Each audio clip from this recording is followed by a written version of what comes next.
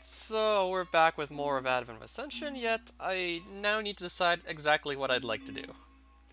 I recently made this shield with Unbreaking 3 on it.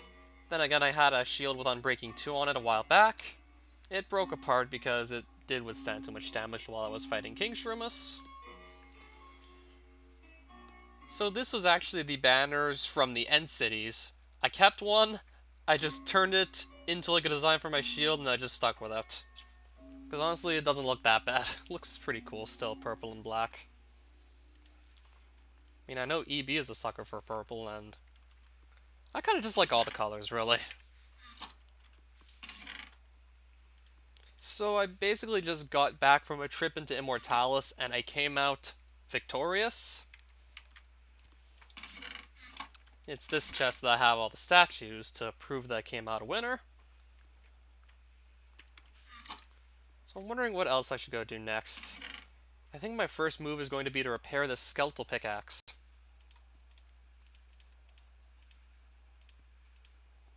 Because if I actually want to go use it, then probably should really consider just repairing it. Though I don't know if I actually want to continue just doing fighting in Immortalis, just try and grind the rest of those boss statues, or if I should just perhaps go do something else for now. Yeah, because I certainly had a lot of fun in Immortalis. Certainly just mix things up. Especially with the whole knock me out of the place blocks, so those challenges are just strictly defined and you have to do them exactly as they're defined almost. You can Ender Pearl to kind of just teleport around the room, but you can't really just cheese the challenge any other way.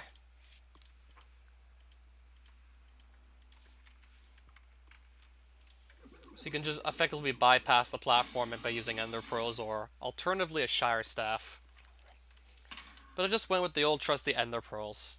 That plus, I never really had much use for them up until I started doing Immortalis. I'm actually really tempted to just go back into there. My helmet's not in the best condition ever, but I certainly have more of an idea as to how to actually fight Mirage now, so I might just go back into Immortalis with this setup, perhaps. I'm pretty sure I don't actually need the night vision, and I'll probably just go to Immortalis with the setup I have here. I also know for a fact no point in bringing shulker boxes since you won't even be able to place them, so if I want to go back, I should just leave them there. And yes, I actually do have like 10 more coins if I really want to go for another attempt right now. Yeah, and since I don't actually have plans to use the gun, let me just put it away quickly. This is essentially what I'm going to bring to the arena again. Also going to put the pickaxe away since I'm planning to go back there and have absolutely no use for it. Also bring some Hellfire with me. I think I can actually make do with just 2 stacks of Ender Pearls. Especially considering I didn't use that many. I'll bring these energy runes. I'll take all the life runes still. Even though I barely actually had to use any. I think I'm basically more or less just set to take on the challenges again. Like, I feel like I'm adequately equipped to go do them all. We'll just take more food again. Yeah, I just really feel like going back for another run of Immortalis. Just see how fast I can do it. Eventually I might actually start timing my attempts just to see what my fastest one is going to be. Though I should probably actually more or less just focus on not dying over doing it fast, because I don't know how I'd get back to my stuff if I should die. So I'm actually looking at going for another successful run of Immortalis, because sure, I recently got 1, but we still have like at least 9 more to go. If we want to get all the gold statues plus keep like regular gray copies of the statues, we still have at least 9 more whole runs of Immortalis to go.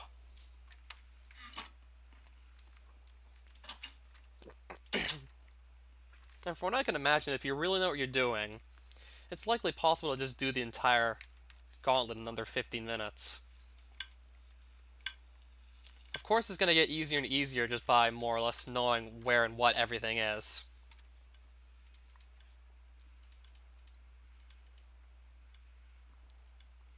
So I really didn't need to take much in the terms of weapons. I mainly use this against some of the enemies that will turn invisible, and there's also some guys that hit pretty hard, but they only have 1 point of health. They're like these little ghostly, dark-colored dudes with claws that can hit you for 10 hearts of damage. Obviously, it'll take a lot less if you're wearing full armor, but you still don't want them to hit you. So just throw this at them, and that should kill them. And since this has like an area of effect damage, it can actually kill like multiples if you should hit like multiple of those guys with the Hellfire throw.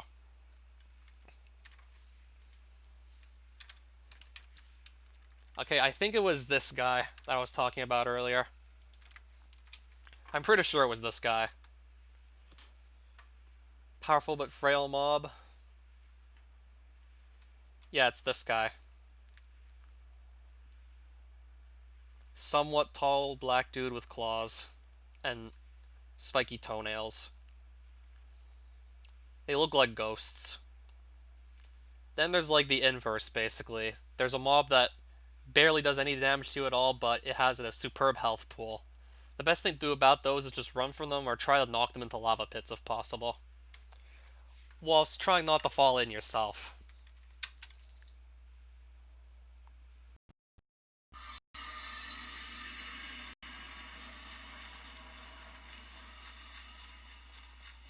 Watch the planets go off on a tangent. Wouldn't everyone on every planet just freeze to death? Yeah, wouldn't everyone and everything simply freeze to death if you just deleted the sun?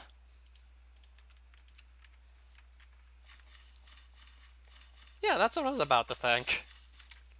Like, you really should not just delete the sun.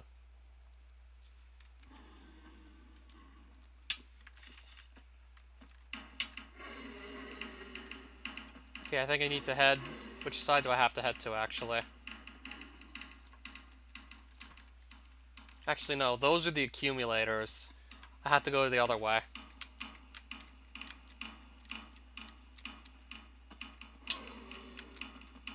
So, excuse me, I need to get the impure gold from these guys. Pretty sure you can't even break these spawners, by the way. Yeah, you pretty much just basically break this entire place if you broke the spawners, just saying. So I'm just going to get my hotbar all organized, and then I'm just going to start returning the gold to the accumulator on the other side. Honestly, this room's not that bad, once you can get past the guys with the insane knockback. And speed armor certainly helps in regards to doing that. Being able to run faster also makes it easier to just outrun the guys that otherwise give you hell. And even then, with a really good melee weapon, you can kill them in a couple hits, because... Uh-oh. I'm stuck in the lava. Can't get out of the lava. They're blocking me.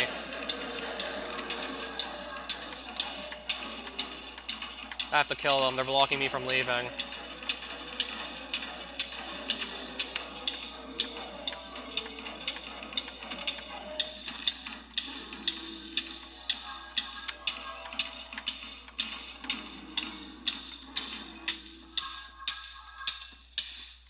Yeah, they're never gonna let me leave unless I just kill them, so yeah, I have to just tank all that damage. They're just basically forcing me to stay in there. Yeah, that busted up my armor quite a bit, honestly. And I'm just gonna wait to stop burning before making any more moves. Still on fire, apparently. Just gonna wait for it to go away before making any more moves. Still on fire. Still on fire, it's just not going away. I'm just gonna go for it regardless. At least most of the guys are gone, so... Oh, finally, no longer burning. I can learn so much about the universe with this tool. So it's called, what, Universe Sandbox 2? Sounds really fun already, just deleting the sun just to see what's gonna happen. Uh-oh. They're gonna group up on me and force me in the lava again. This is not good. I have to retreat. They're just gonna force me into the lava endlessly if I don't just do something. Oh, nice. They're actually running into the lava, which is gonna make my job easier. Right, I'm back in the lava, basically.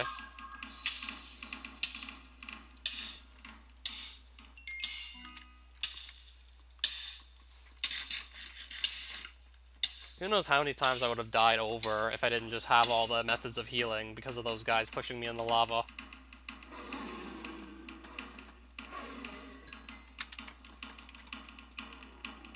Hopefully now I can actually just get this run going.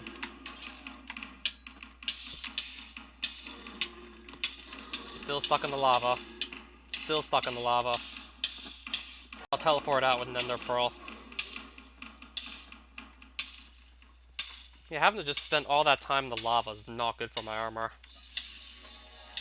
Thank God I brought the methods of healing.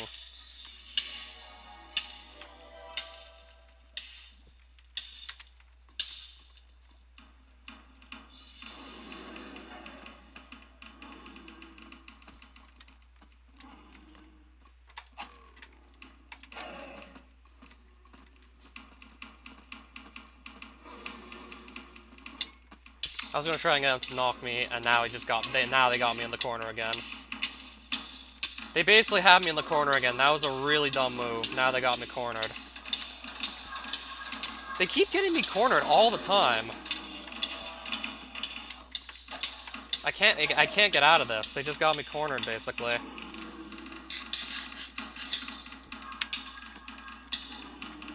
They literally keep having me cornered at this point. I might lose a piece of my speed armor because of this shit.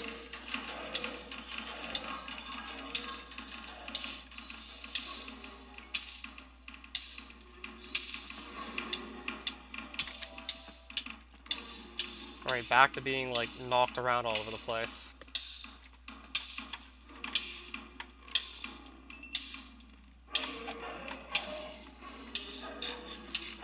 Maybe. Oh shit. This guy thinks chasing me too, really? I'm getting chased by literally everything here. Literally everything that's able to chase me is just chasing me.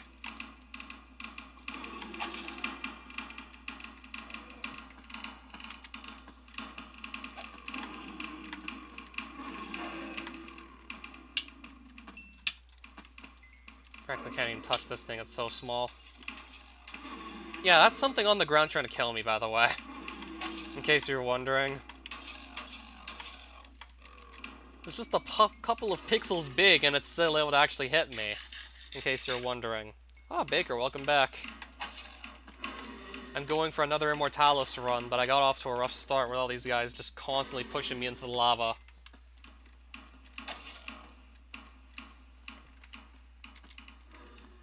Got past that at least. Back to some of the easier stuff. I mean, speed armor makes it a lot easier to get away from this guy and just... I can kill him from a distance with my Great Blade, so that makes the fight really easy.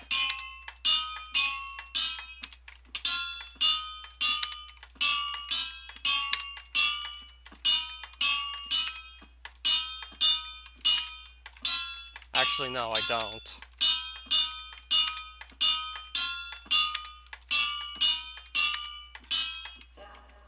Rinse and repeat until he dies, basically. Then we're just gonna have to kill some skeletal spirits for Erebon after this. Take an educated guess how you can turn the sun into a black hole? Educated guess. Do you just... How would you make the sun a black hole?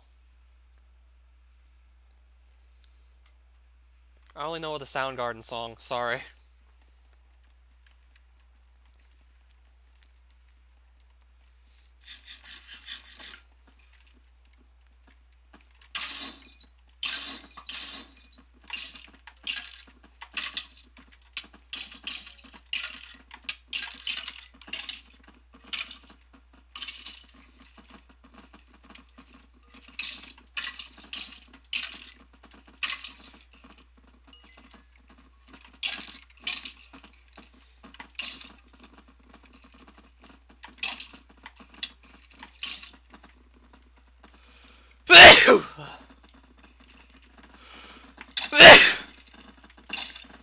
thought I just got over having this cold. Come on.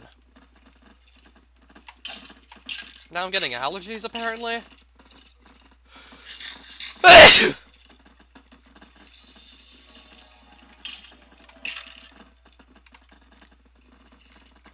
Now why is one of my eyes suddenly watering?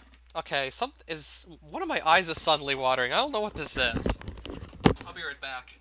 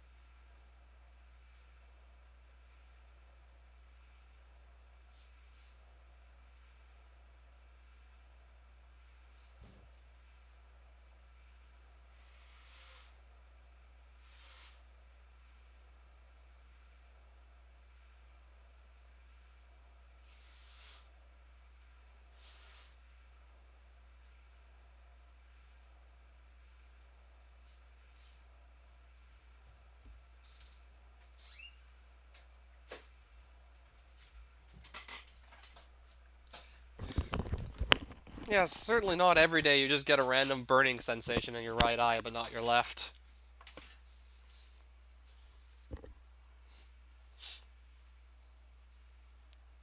I still haven't thought of anything.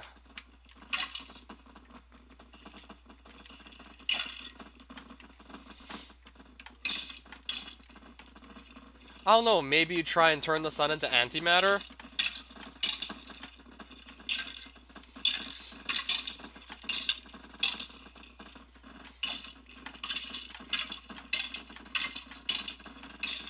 That's my only real guess.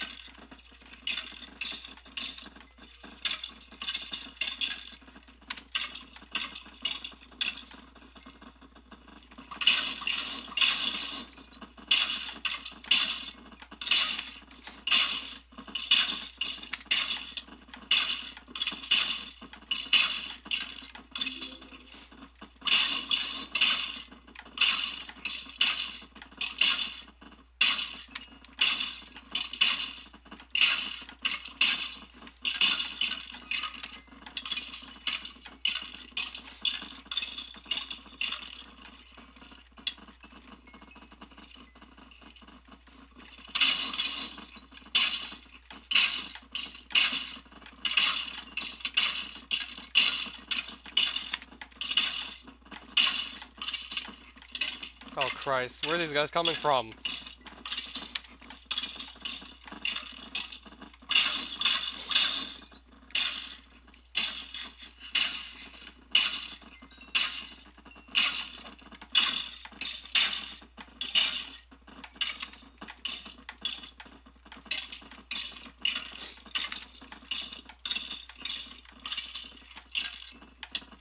Oh, I almost done this.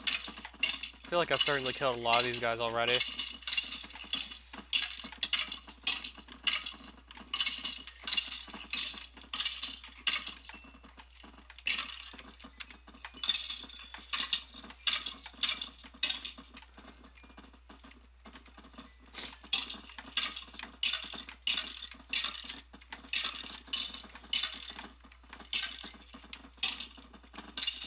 There we go. Now I can progress.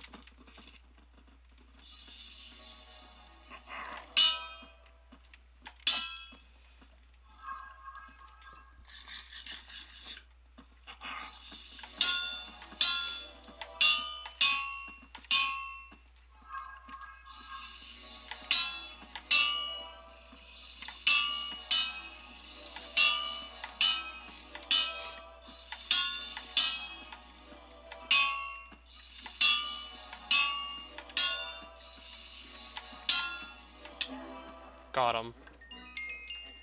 So what's my armor? Oh boy. That's not good. Speed helmet doesn't have much durability left on it. Wonder if I should unequip it in case it falls apart. Or just abort mission here. Who knows what I should do. Yeah, because this is looking a little sketchy right now. This armor's not in very good shape.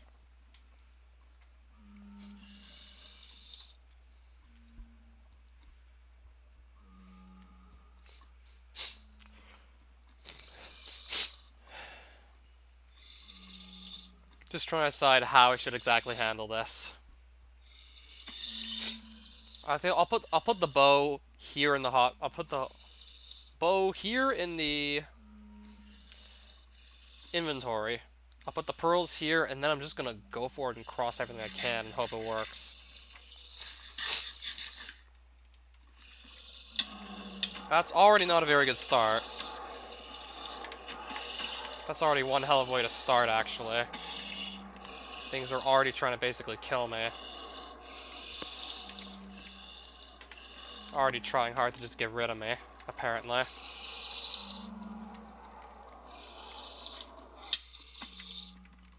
Oh, I'm already able to climb up the ladder to, like, where I put the pure gold. Nice. This might be rather quick if I just get really good with the pearl throws. Probably gonna try and move quick before too many of these guys spawn in. Because the damage can eventually just kind of stack and just eat away at my armor. Oh boy. Okay, they nearly... Okay, they're really trying their hardest to put me in the lava right now. They're really trying their hardest to just keep me down here. But I'm not going to go down there.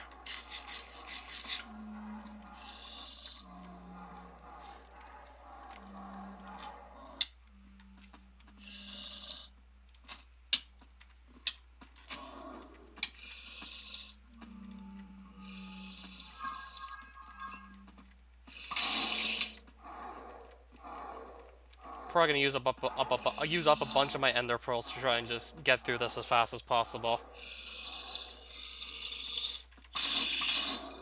Yeah, I think I just killed 3 of those Phoenix guys at once.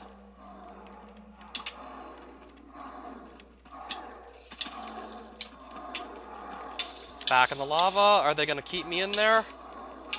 Well, they're certainly trying. Certainly tried to knock me in there. Let me just make sure I've healed up before trying to just end their pearl throw. Then I'll do it.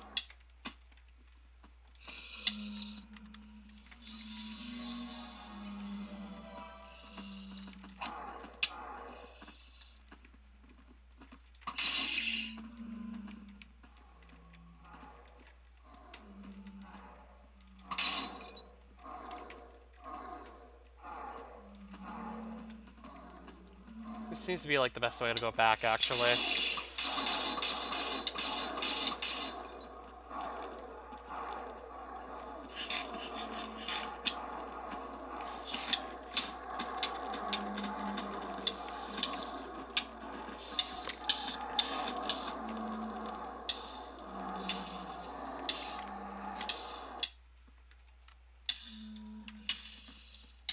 Yeah, this isn't looking very good for my armor, at least.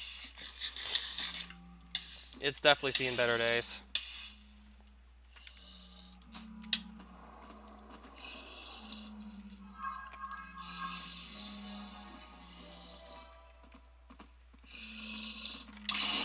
Oh, that guy hit me pretty badly.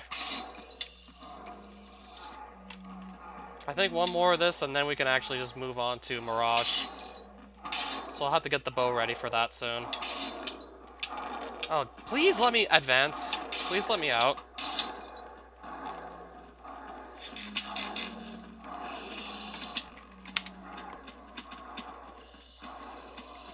Look at all these guys just trying to kill me.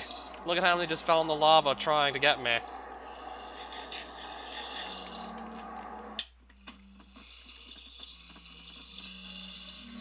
Not getting fucked that badly, actually.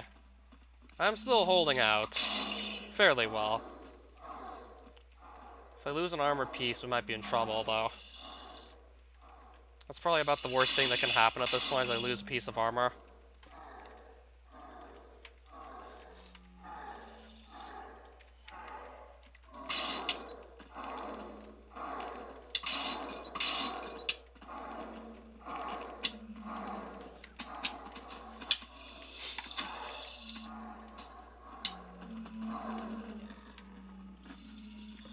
Alright, so I'm just going to heal up the full Make sure everything's ready, and then I'll start trying to fight Mirage. Gonna just heal up the full quickly. Caillou Staff, and then I'll start the Mirage fight. And I'll just hope I don't lose one of my armor pieces during the fight.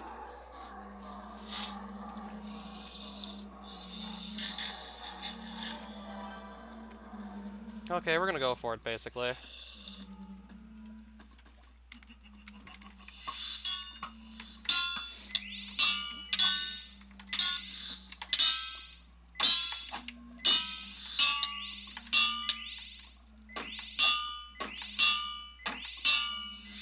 That was kind of working for a moment there.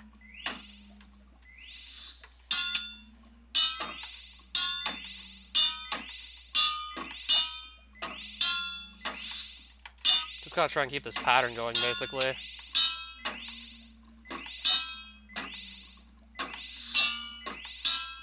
He's literally just trying to camp me right now at this point.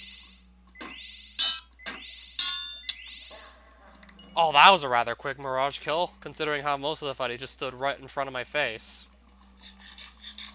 Now I have to kill some more evil spirits for Erebon, basically. Then it's fighting Flash, and then I'm home free. I might unequip this. No, actually, I think I might keep it on. I'm trying to think if I want to keep this on or not.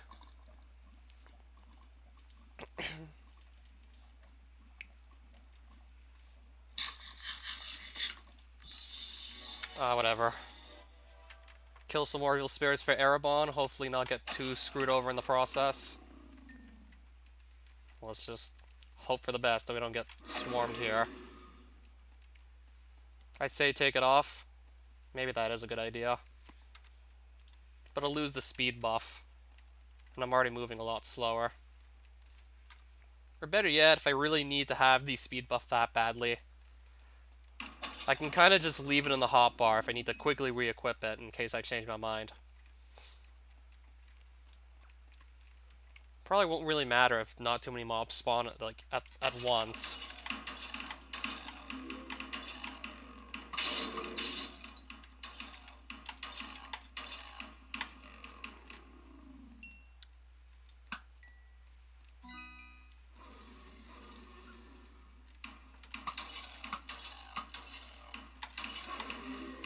I'll probably just stick with using my Great Blade at this point. Yeah, basically what he said. Yeah, they're not spawning mobs in too frequently, actually.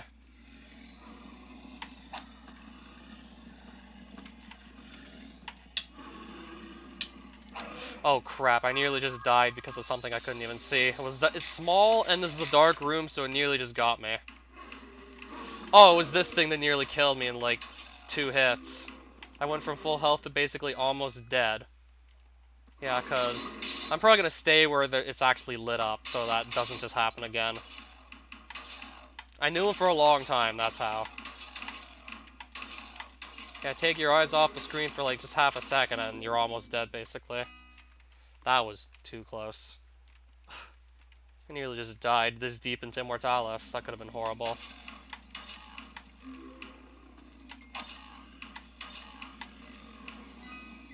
In case of another sneak attack, maybe I will just keep this on. In case of another surprise attack like that, I think it's better off I just keep that equipped.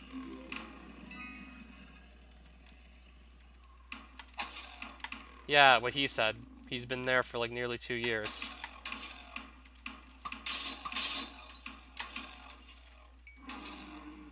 I can't wait to just get the hell out of this room. Oh, there we go. Just get me into Flash's room, I guess. Let me just kill him.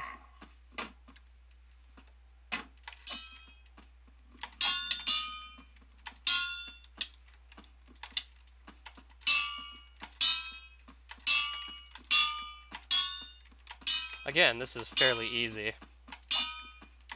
He seems to teleport every time you hit him, so just keep on smacking him with your Great Blade of choice, or even a sword would probably work. Keep an eye on where he teleports to. Sure, he moves fast and all, but my speed armor is certainly also giving me an advantage here as well. Yeah, he's not the only one who's moving fast. Well, Okay, that must have been like a vial of something I dropped earlier.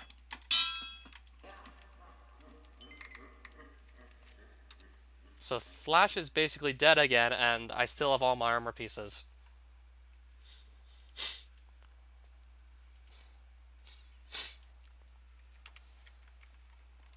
Can I just keep the progress coin if I want to?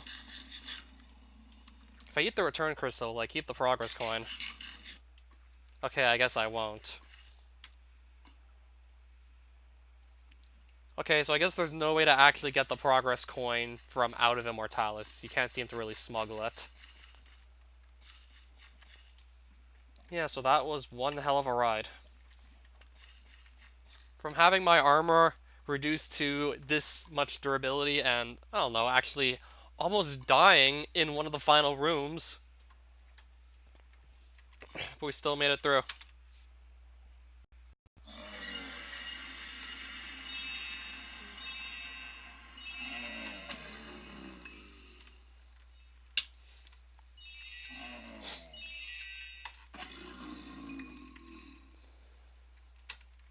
There's a Metalloid that must have just spawned in right now. He'll buy him Amethyst, and he'll let me buy some Jade off him. Oh, he has some pretty nice trades. Oh, and the guy has useful trades, the one that must have just spawned in, I take it.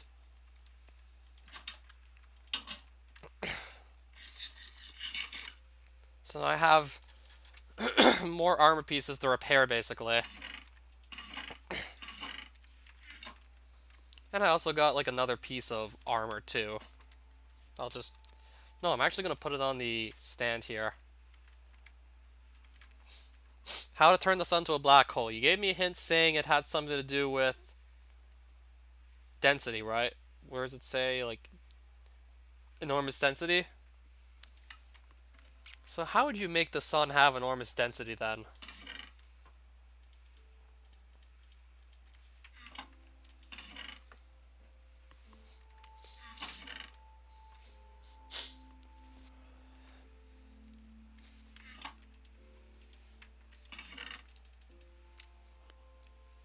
Water isn't that dense, right? I don't think it has to do with water. Come on, I didn't study physics.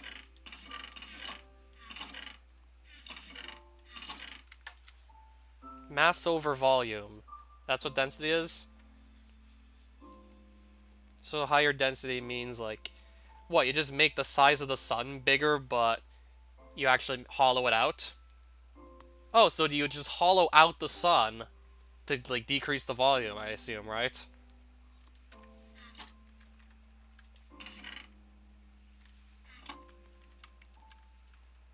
So, like, let's say you have a pumpkin. The pumpkin's the sun.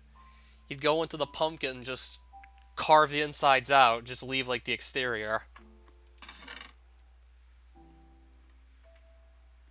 So is that it?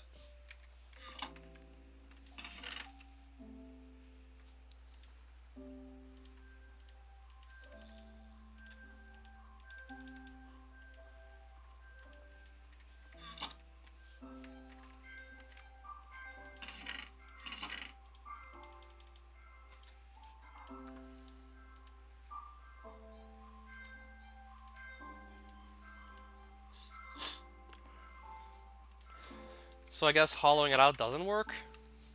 I mean, that too would have made sense.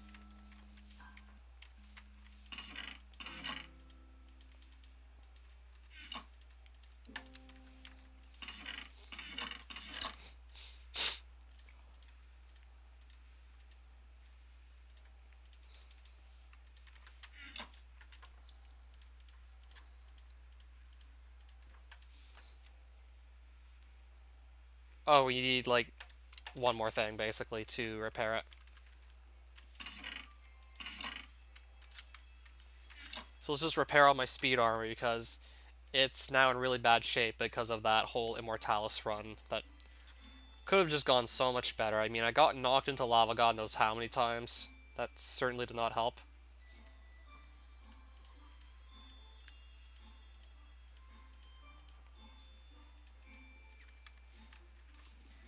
That's probably not a lot considering what the sun's actual radius is. It's probably far more than 3 kilometers.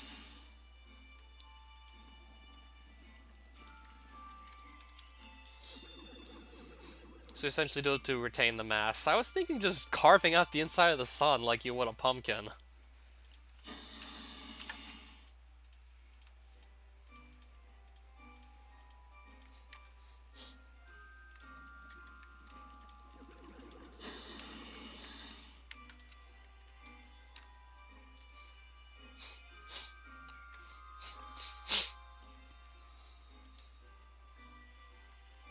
Yeah, now I'm thinking way too deeply about this.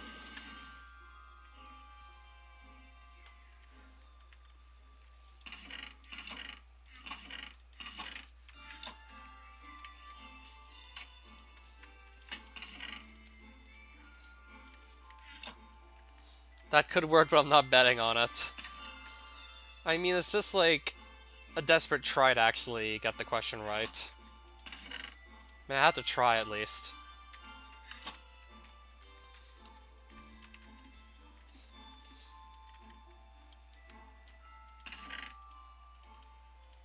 I'm not gonna have that many energy runes left at this rate if I keep on burning through them, just trying to do Immortalis. Unless I just go and make a bunch more. Just, just doing anything, really. Unless I go make a ton more.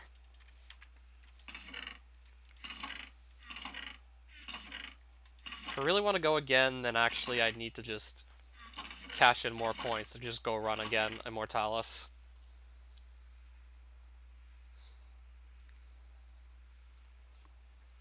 So I feel like maybe I'll just do something else instead.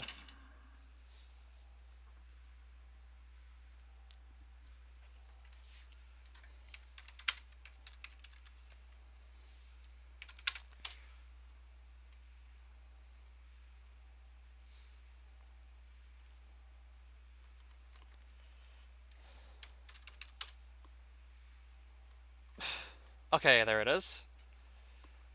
I'm well aware of this item called the Show Staff that you actually have to go to Salive to be able to get. And this is one of the few dimensions I still yet to set foot in. You're saying that my idea won't work because the weight of the fragment would still have the same density of the sun. So you're taking the fragment out and that just does still decrease its mass. Yeah, you're technically right. Like, the pumpkin that's all hollowed out is probably going to weigh less than the pumpkin that you didn't touch. Yeah, now I'm just thinking way too highly of pumpkins because it was like the first thing I'd think of you just carve out because that's what people do on Halloween.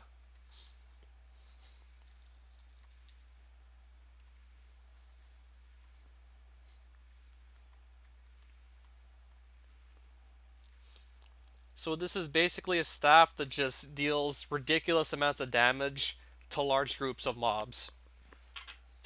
So that could be an out against massive groups of mobs that I simply wouldn't be able to deal with otherwise, especially if it had me cornered in a wall. So going underground and just looking for a means of getting into Salif sounds like a pretty good idea. I take a small circle out of the sun, measure the volume, and weigh it.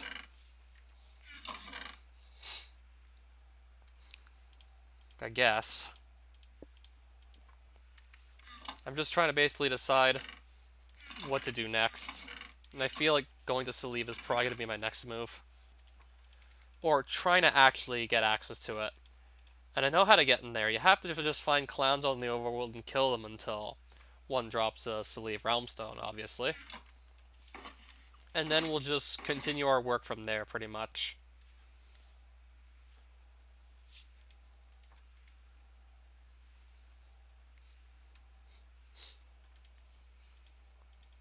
So I'm not going to really need to carry any runes, most likely.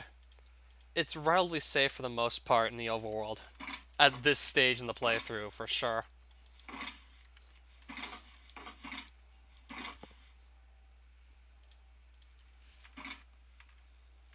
I still should definitely take a bucket of water before really going anywhere underground. Oh, that's like 2 Endermen right there. In case I really want, like, Ender Pearls. Still don't think I need to go out of my way for them because I'll probably just get them from mining regardless.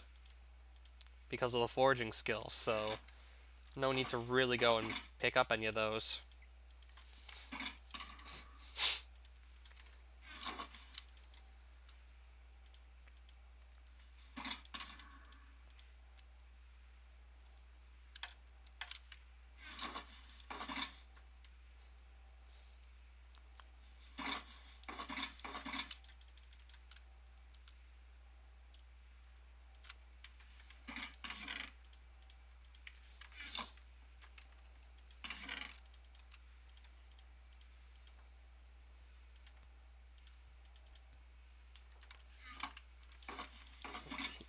Alright, let's just go back underground, I guess.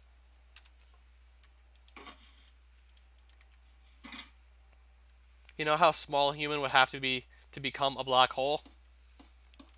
Honestly, I have no idea. So let's just pick a tunnel to go down, go underground, and just look for some nice caves to explore and hunt down clowns, pretty much.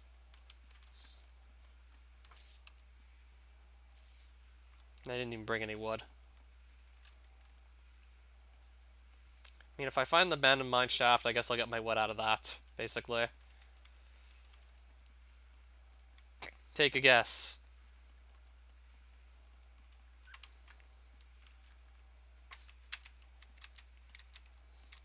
I'm trying to think, like, I don't know, like maybe a thousandth the size of, like, a normal human?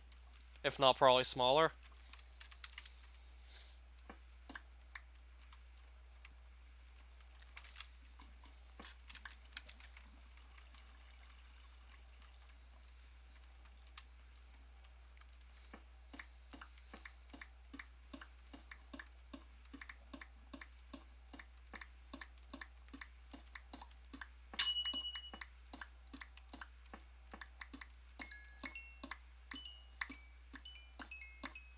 That plus I'm kind of overdue for some more coal. Smaller than a neutron. So, insanely small then, basically, is what you're trying to say.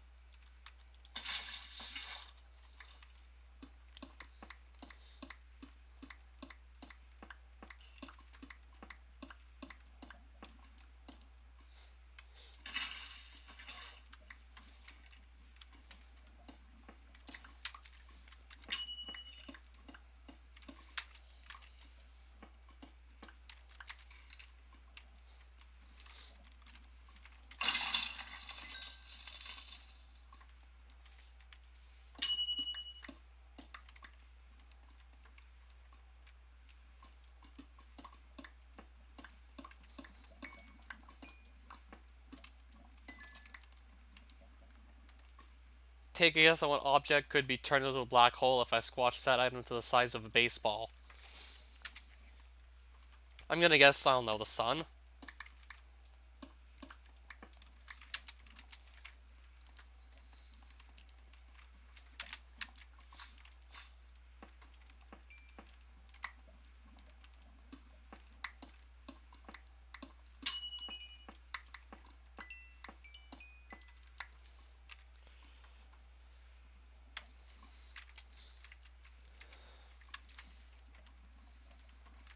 Oh, the Earth. I mean, I was close in the area. I was thinking it had to be something massive.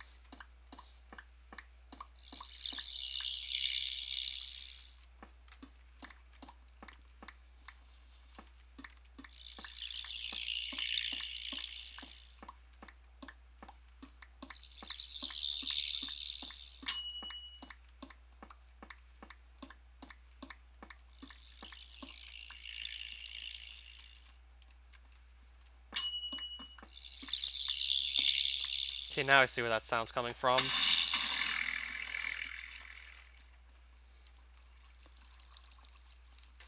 So I'm basically just trying to find all the open caves.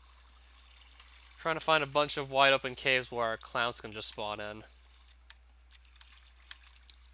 That way I can eventually just open up sleeve and then unlock a couple more useful items. Show staff being of importance.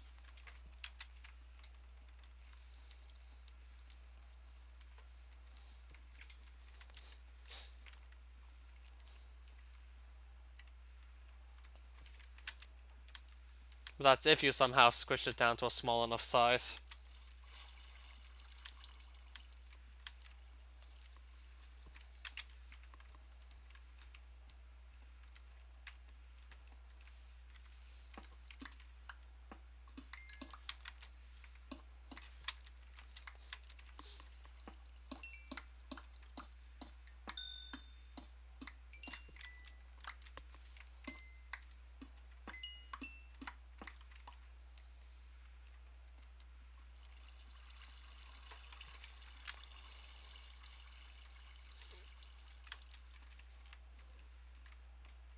Doesn't look like anything will really be spawning in here, so I'm gonna head some other way most likely.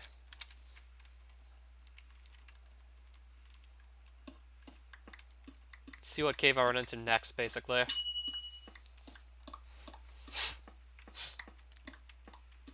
And maybe try and stumble into some more ores that could be useful, just for the sake of having them. Oh, Dizzy Chain Sean, welcome back. Had quite a bit of success with Immortalis. I went for another run, and still actually ended up... Okay. That's probably where the Elder Guardians are. I'm just going to not go that way, because I'll get mining fatigue if I do, I guess.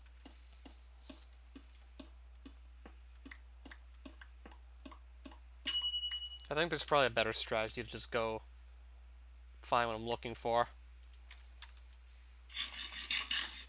I feel like maybe I'm going to have a better ways of just finding caves.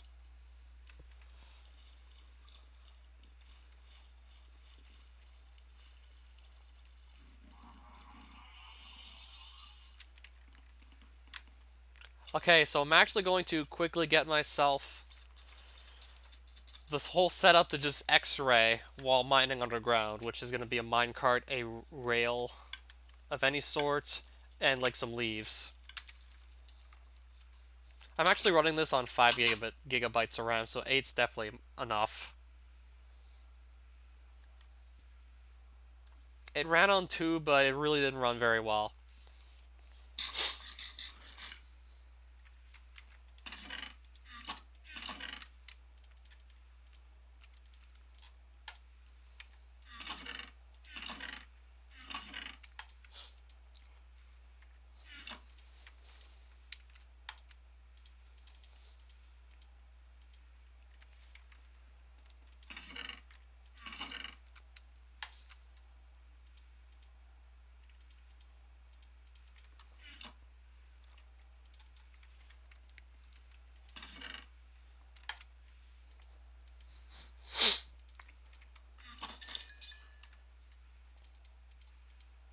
Oh, I see.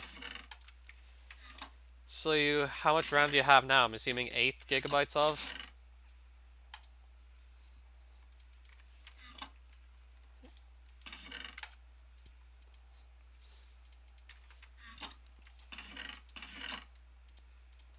Yeah, that's plenty of leaves. Let's just take all this with us and just do some X-raying.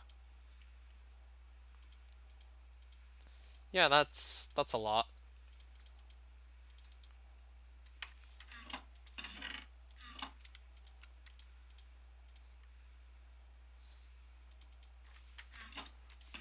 No need to really carry the rest of this. I'm not going to be using it.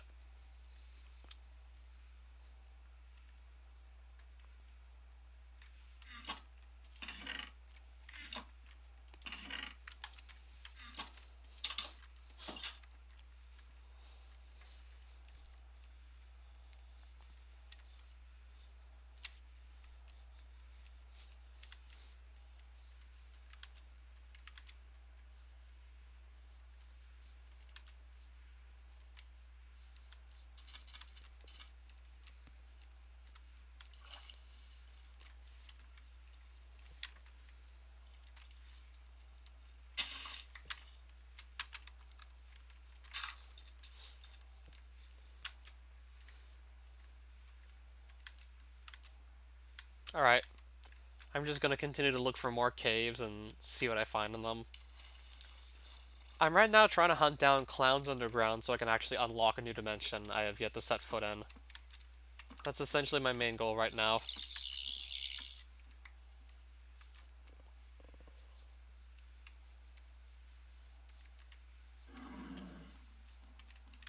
So I'm just trying to pick a good spot where I feel like I haven't really dabbled too much underground.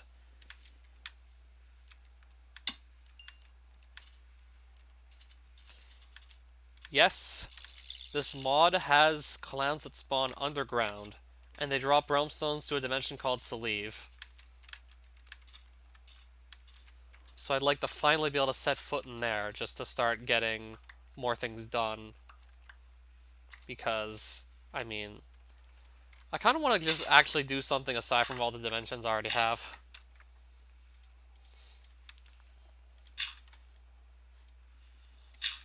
I think I'm actually going to grab torches quickly.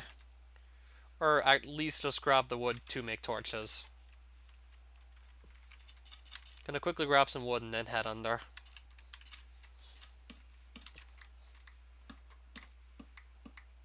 Yeah, it is pretty wild.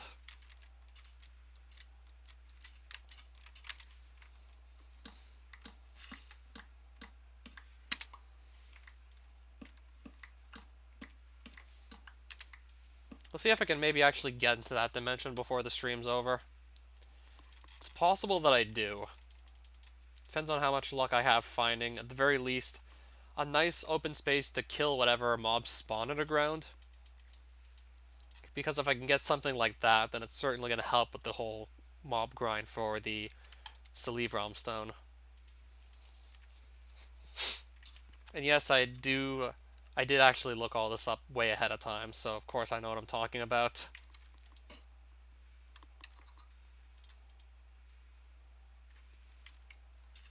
So I'm going to start heading under right about here perhaps and just see what I can maybe find.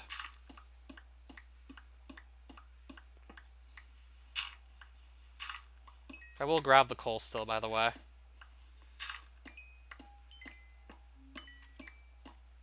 I highly doubt it's going to spawn in, though.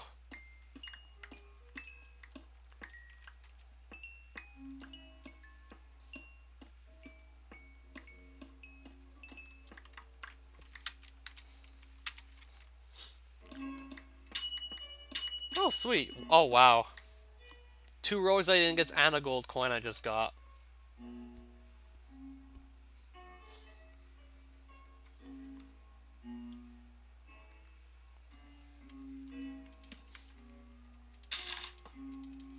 So let's see what caves we're looking at here. How big are these caves? Have I played any other mods? I did play the Ether Legacy, so yes. I might just go over towards these ones, just to have a place to start looking.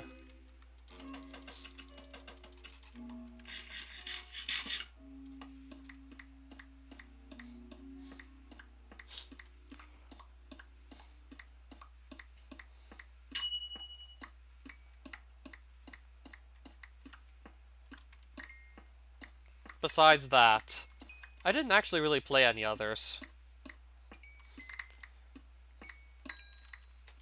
Mainly because of just how much time I've spent on this one, because of just how busy it's kept me, because of just how much content it has. It's just mind-boggling. I mean, this mod is just massive. Like, I'd barely have really any reason to play any others. If I was basically just looking for stuff to do, at least. Because I basically have, like, stuff to do. I always have stuff to do. Am I using Forge or Technic? To actually load the mods in Forge.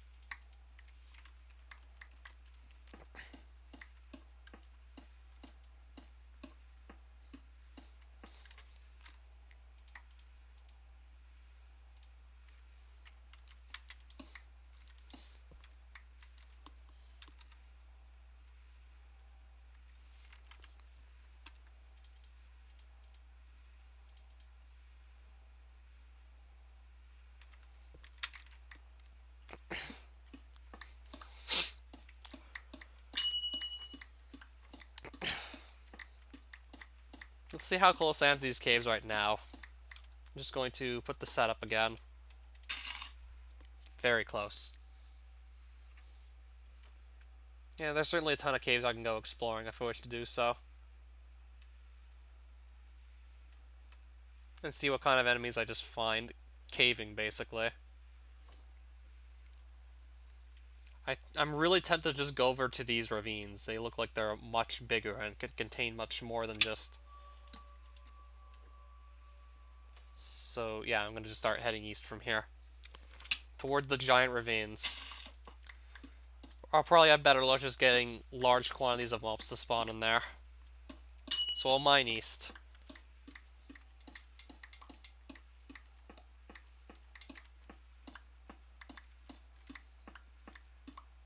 Might mine down a bit lower, see if I can maybe find some rarer ore types. Oh, hello there. See if I can maybe find some rarer ore types, speaking of which.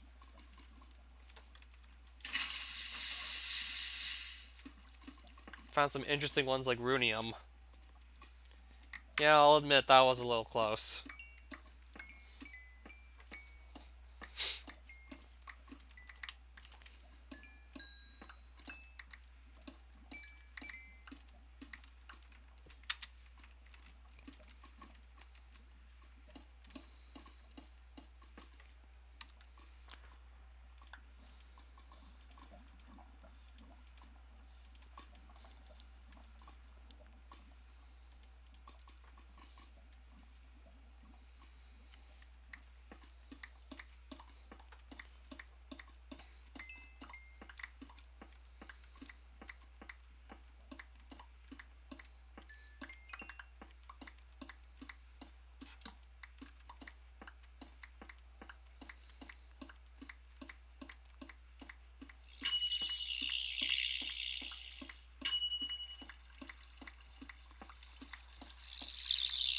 I probably wouldn't need the dirt, let's be honest. Alright, now let's follow that water.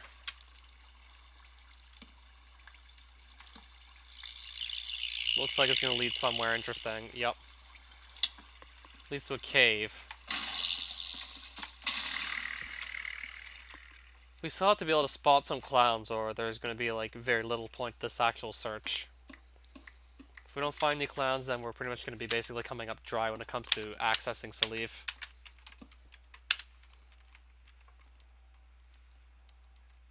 Oh, speaking of... Okay, it's just a zombie. I thought that was a clown, but no, it's a zombie. I have the chicken to eat, actually.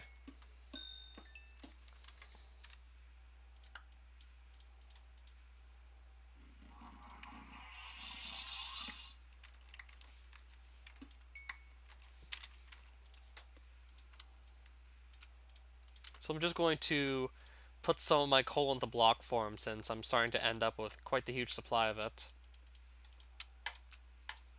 Let's put some of this in block form. Probably don't need to carry that either. And that's just going to be more coal for the long term because I was kind of running low on it. So grabbing all the coal I see in here should help, even if I can't necessarily find any clowns. I'll still get to at least replenish my coal supply. And yes, I can just build it up very quickly with a Fortune 3 pickaxe.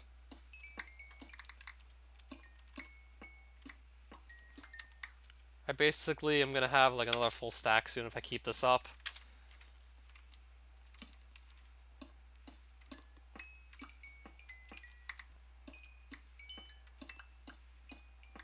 That or I just actually go back to my base.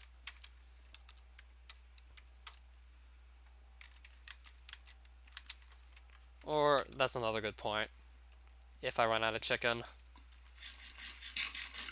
Depends on how long I'm actually down here for.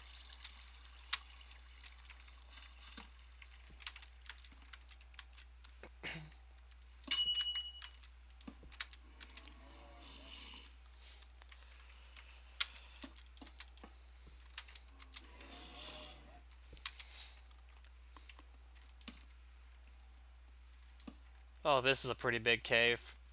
This should be fun to just search through.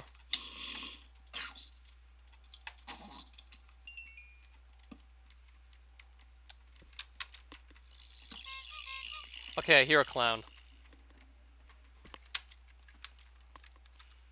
Now, where is the guy? I see him.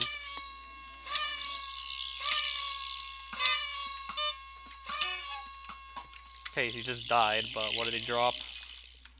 Wait, that's it, isn't it? On my first clown kill since I got down here and I got the realm stone. First clown kill of the trip and he already dropped the realm stone, basically. Well, that was rather quick. Just like that, we can now go to Salive. Okay, well that was pretty lucky. Wasn't my first ever clown kill, but it was the first clown kill of the trip. And it just so happened to drop the realm stone I was looking for. So I wonder how many clown kills I've actually gotten total.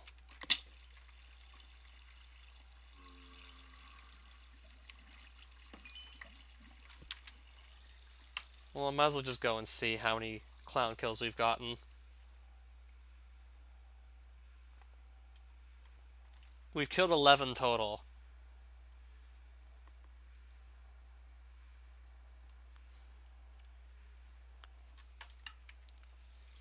So I killed 10 others just much earlier throughout the series. That one clown I killed was like the only one I got during the trip. And he just happened to drop the exact item I was hunting down.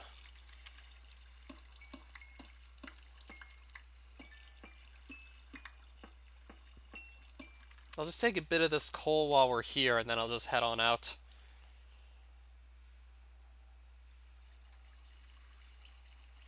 I'll leave the weak essence behind. Just gonna take a bit more coal and then leave, basically.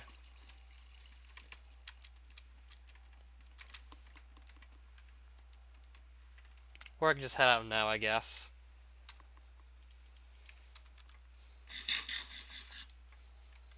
And just like that, the Rosodon's got us straight out of the cave. How much coal do I need? Depends on how long this series plays out for. Theoretically, like, a massive supply. Just to keep me going for a long time, but it's something I'd certainly use over the long term and not just immediately in one shot. I probably have more than enough coal to last me for another dozen live streams or so, if not more.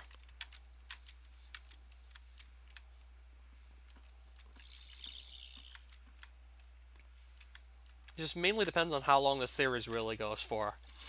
Because as it goes on, like, the amount of coal I would need would basically just add up. Because of just how much useful stuff the coal is used in, really. So it's always nice just to have a big supply of it.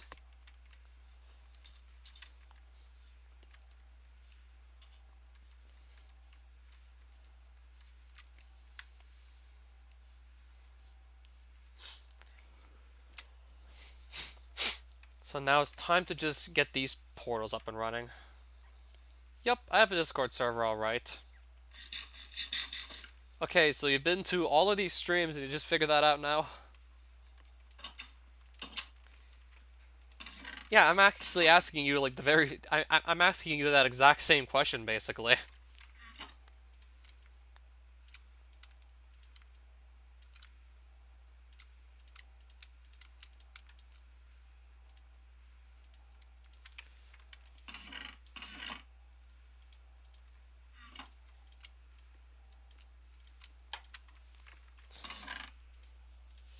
Alright, so 44 more blocks of coal, which should last us for a pretty long time. I just can't believe I got this on my first clown kill. I was expecting to spend way much more time down there hunting clowns down for their realm stones, but I got really lucky. So now it's going to be basically time to get that portal online. Direction space. Space direction power. So travel and reality, and then we have all the carved runes we need to make a portal.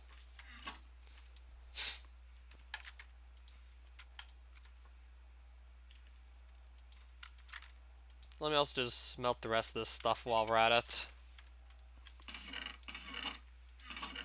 Then I'll just throw some more coal into all my furnaces.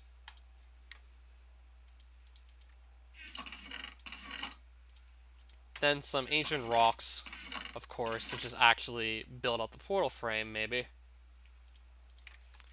Actually, no, I think I already have portal frame. I already have the portal frame, so I won't really need the ancient rocks. Yeah, they're already here, basically, the portal frames. Let's put the runes back. Which one's the rune of power? I think it's that one. And then I can just power the portal.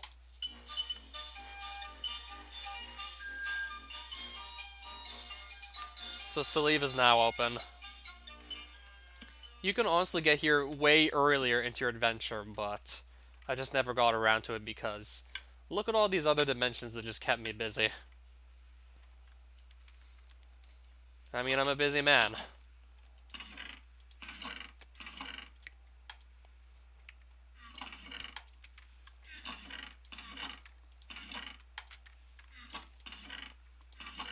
And yes, I have read up on Salive's generation.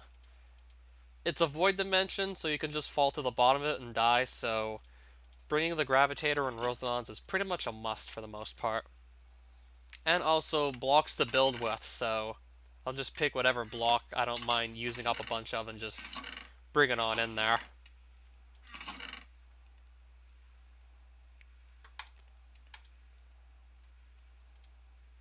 Oh, cool. So I'm gonna bring just any block, really. Might not look the prettiest because I'll just be using random blocks from various dimensions, but blocks to place so I can just build bridges from one floating island to the next. Because Salive is basically just a bunch of floating islands. Might also carry some more ender pearls, maybe to make this easier too, but I don't know if I'll be using them.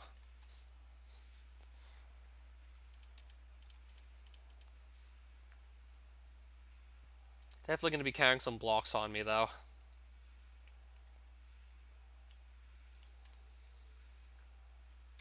And since we're going to be going into a new dimension, I'm definitely going to have to keep my eyes peeled for perhaps just more key locations. So I'm going to get myself another piece of loose leaf paper just to write down coordinates of various things I might find in the dimension, since I'm going to be going into an entirely fresh Salive. I have not recorded a single location in there. So I'm getting myself a new piece of paper to just write down interesting finds that I go discover throughout the dimension, pretty much.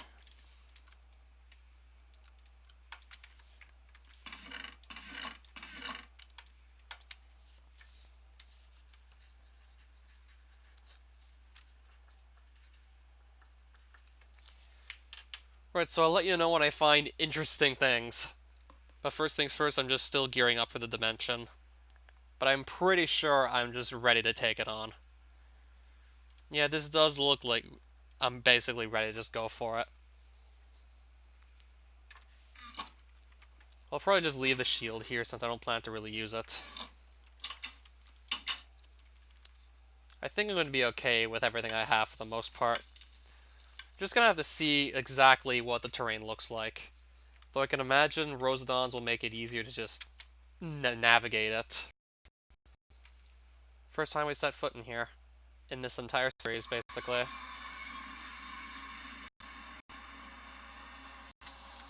And look at the spawn location I get. I get like one of the worst places to spawn in, basically. Again, got pretty unlucky with where the portal actually spawned in, so it might take a while to actually get to one of these islands. So this is my lonely portal just careening above the void at this point. It's a pretty dark dimension, so those are the floating islands I'm going to have to start exploring. But it might be a while before we get up there. I'm going to come back with letters. And maybe even more blocks.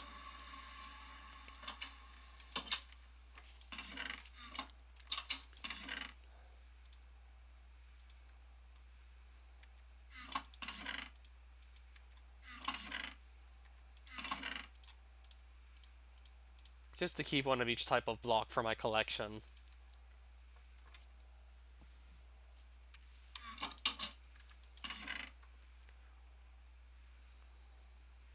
I could take these with me as well, perhaps. More blocks to place. And I'll just make some ladders from some of these planks. I've probably actually made like way too many already. I don't think I'll need like more than this amount of ladders. Thankfully, the mobs in Salive, except for the boss, which you have to spawn in yourself, only know how to fight with melee, so it could be worse.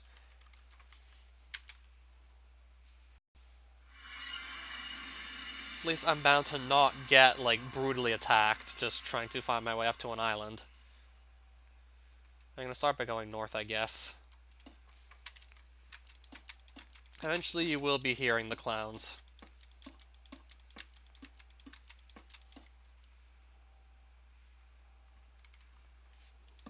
Besides those, what do I do? I play Doki Doki Literature Club mods, because I really did enjoy the original game for what it was. So one thing basically led to another.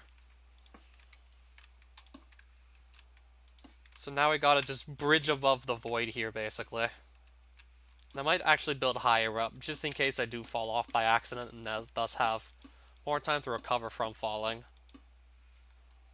Now it's getting a bit brighter since I'm not, like, near the void anymore.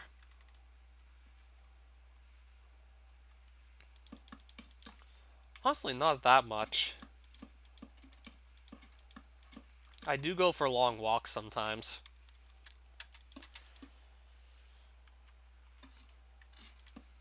But I'm mostly playing video games in my free time, essentially.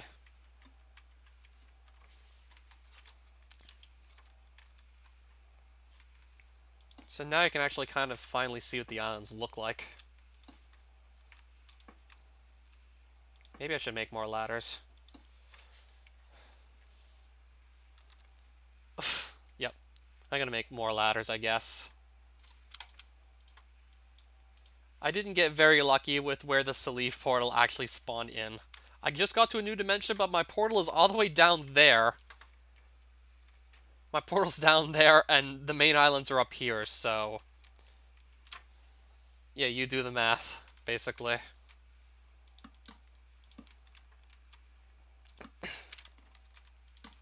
So I'm basically going to make myself more ladders just to make the process of getting all the way up there easier. Since it might be like a long time before I really do get to a reasonable height. Then I can finally start exploring the dimension.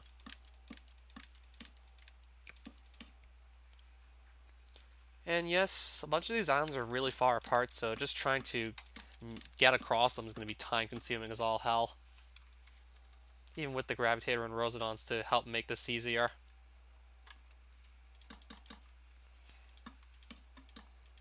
Yeah, just to actually get to my first island, it's like a long, tedious process of just...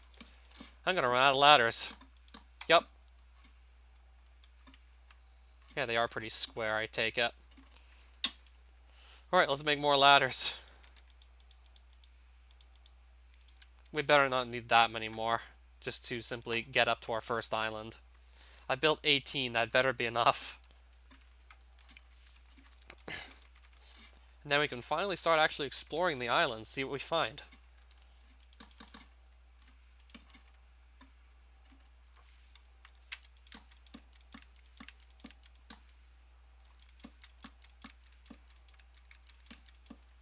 So you're thinking Mario 3D World from this.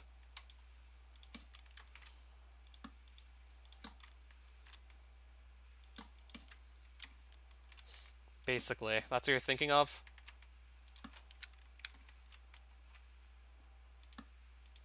Okay, I see.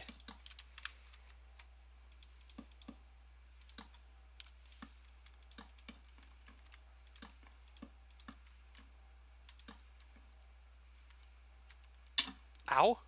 Oh, I wasn't holding the gravitator. Whoops. At least that fall damage was nowhere near enough to kill me.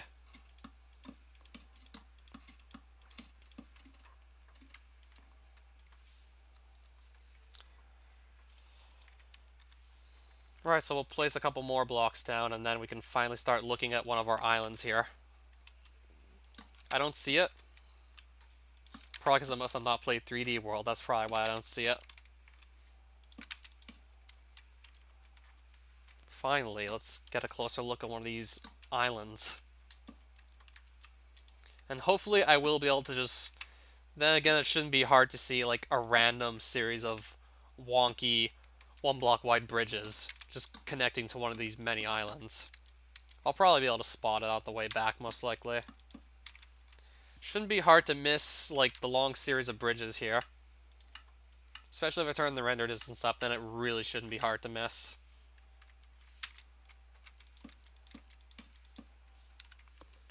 So my portal to Leave Salive is all the way down this series of ladders and tiny bridges. That's essentially my one way out of this dimension. Won't be long before we start fighting mobs in here. Yeah, this is a really annoying dimension to try and actually navigate. Lag spike.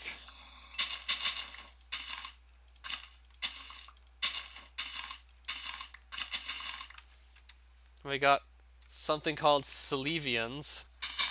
These are weird looking plants. And now we're finding a bunch of clowns as enemy mobs.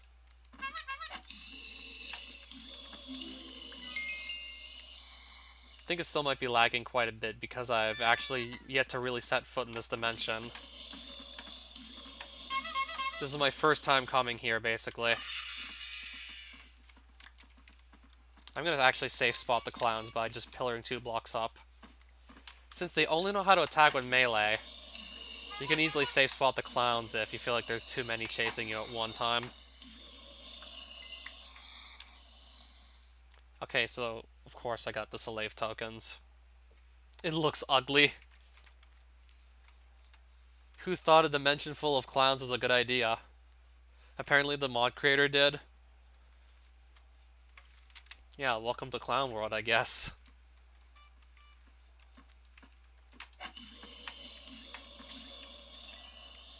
Now we just need to have Entry of the Gladiators playing. You know what? Is there a way to get it on loop? Did someone upload like a 1-hour version of it?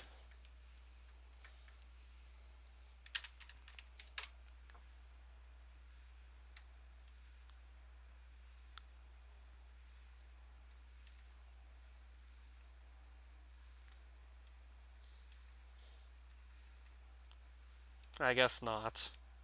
Or at least not the version that I recalled listening to recently.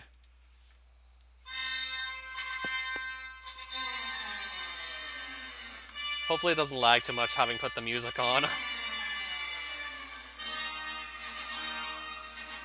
Yeah, we need circus music.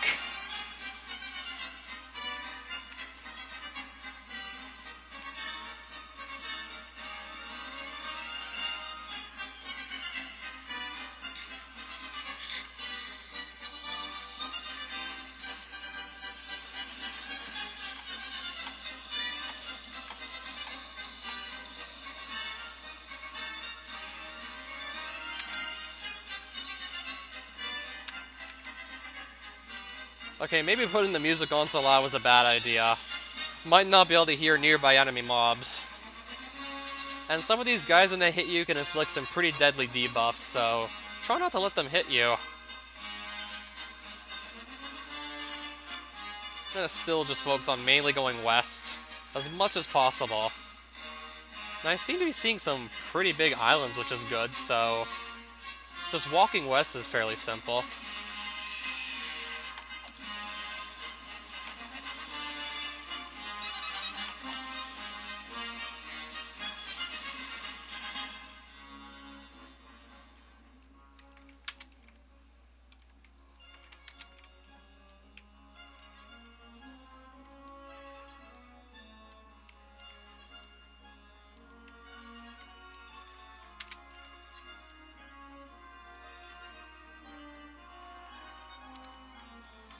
Not seeing anything of interest, really. No structure that interest me. I'm just seeing the same old... Oh, that looks like something of interest. Let me go there.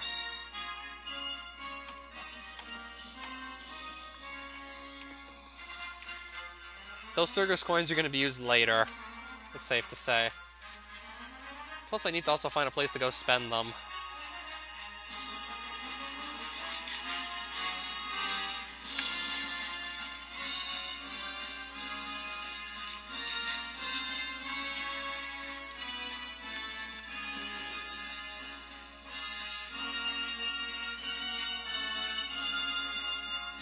Okay, we're getting close to whatever this is.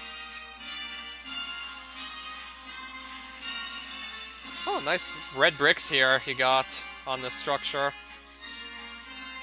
Bloodstone bricks. Okay, so they make their bricks out of bloodstone here, apparently. It's gonna teleport up to the tower, I guess. Oh, show staff! This guy is selling it, but I need 53 more circus coins to buy it. Looks like this guy is basically selling pretty much all the items possible that you can buy off him. This is to spawn in this dimension's boss. We'll get into that later, though. We need to actually find a platform to spawn him at. But I feel like I should probably start saving up for this show staff. I think I might just keep on playing it until I get out of here. Here being this dimension. Might just keep it playing till I leave. Or my stream gets muted because of possible copyright violations. Kidnap him and take him to the overworld. Sadly, I don't think you can do that.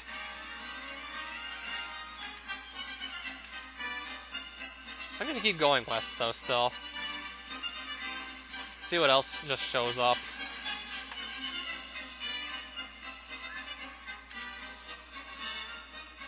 It's just apparently not possible to actually get mobs to cross through different portals.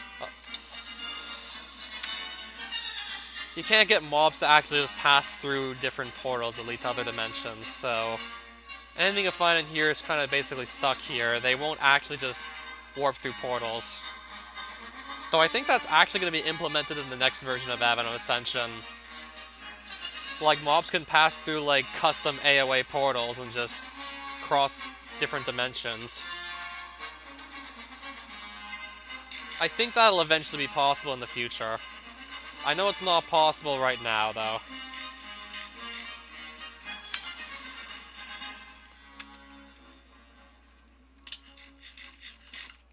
Oh boy.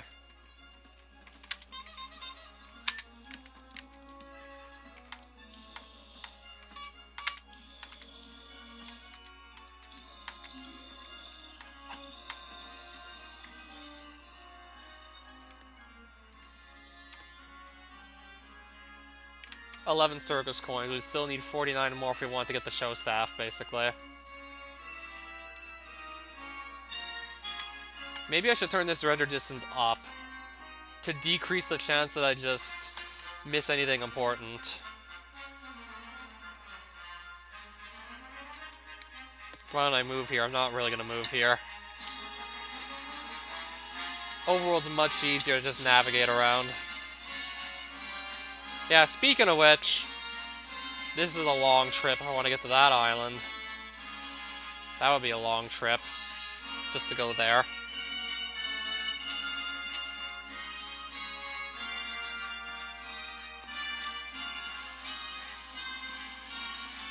Let's just start putting blocks then, I guess.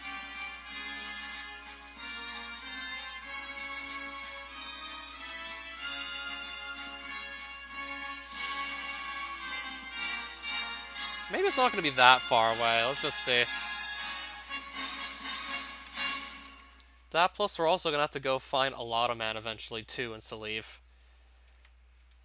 So the structures we need to basically find are the toy merchants, which I just spotted one. A gyro platform, which is where we spawn in the boss. That's probably the rarest of the 3 structures here. And a Lotto Man structure to just win the lotto rewards from this dimension.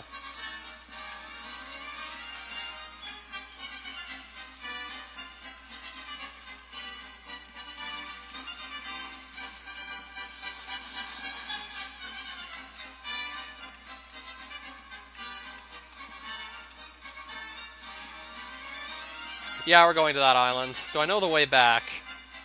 I can just actually use the coordinates in the top left corner to help me find the way back. I'm mostly going west right now, so if I want to actually get the hell out of this dimension, I would mostly want to just go east. So I'll probably be able to find the way back, most likely.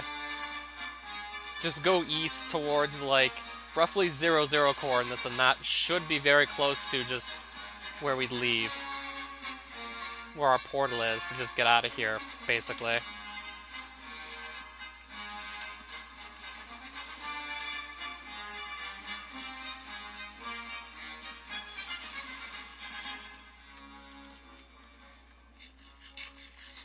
Alright, let's just fly over down here. Fly on down here and see what we can find.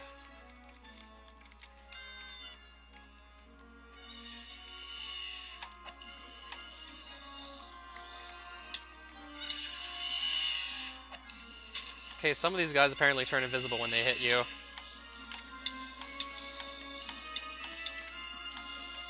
Right, at least the guy that turns invisible is dead now.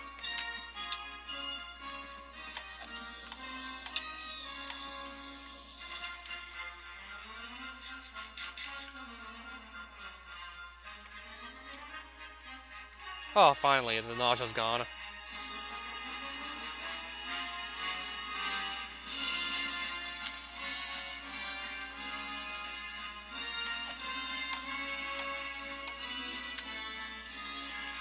$15 circus coins now.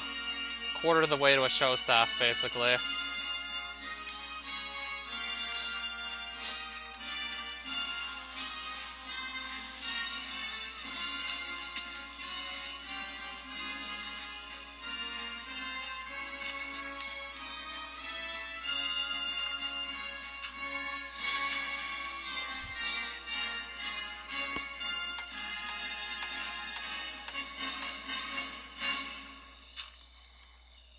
Ah, beats me.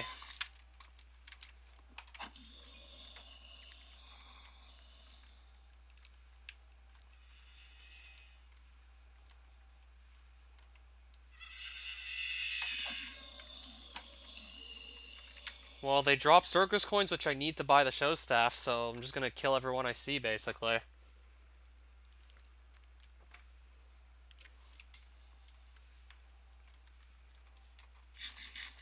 Yeah, that's really the only way to get this staff, is just to kill enough clowns to get the coins to buy it.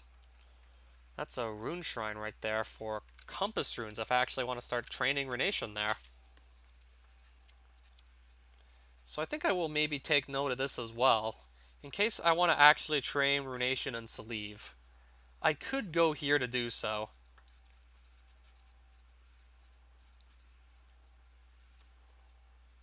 That is once I get to 63 Runation.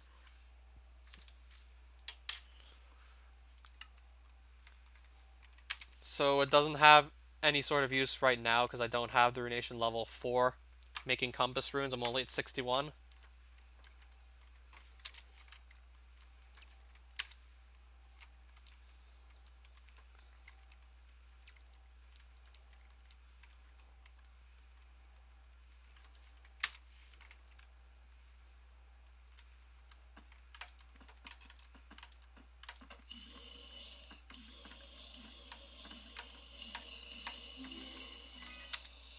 Might just actually keep the music off because now it's actually running smoother, so just so this runs smoothly and I can actually hear all the mobs as I come across them, just to decrease the chances of me getting ambushed.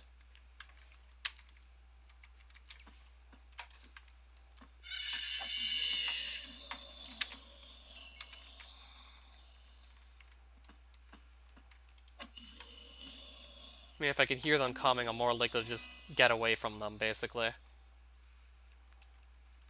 Okay, I'm sick of this place now. That was rather quick.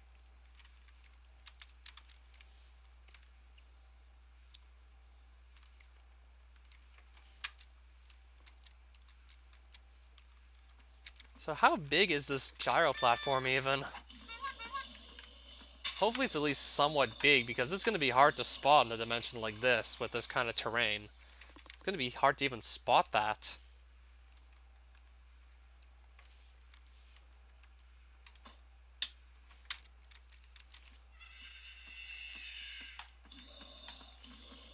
Oh, that looks interesting right there. Oh, what's this? I'm pretty sure it's not the gyro platform, but it's something. Something worth going to. Alright, so let's just get there, I guess. I feel like that's probably the Lotto Man's. That's likely the Lotto Man's, but let's just double check to see if I'm absolutely right on this. Pretty sure I'm looking at the Lotto Man's, most likely. Yeah, it definitely looks like one. Just gonna kill the clown that spawned in with him. Just so I could land there safely. Yeah, I see a guy with a top hat, so it's definitely the Lotto Man. And his only trade is magic repair dust. That's his only trade, basically. Which I know is basically not worth coming all the way out here for if I can just get it on the overworld.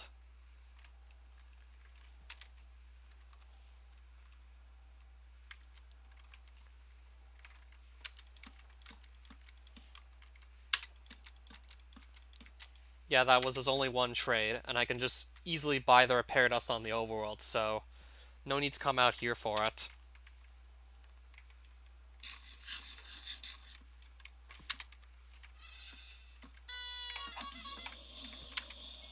I just got another Realm Stone to Candyland. He didn't have any useful trades. So I'll have to just scratch out those coordinates and find another platform like that. If I want magic repair dust, I'm much better off just buying it from the overworld. And not going like 600 blocks west about for it.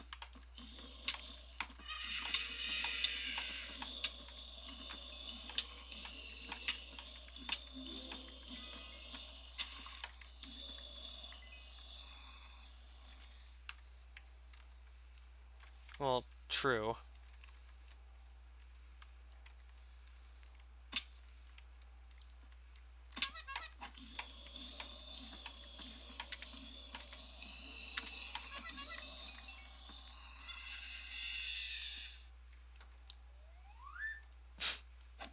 Oh, the slide whistle. Classic.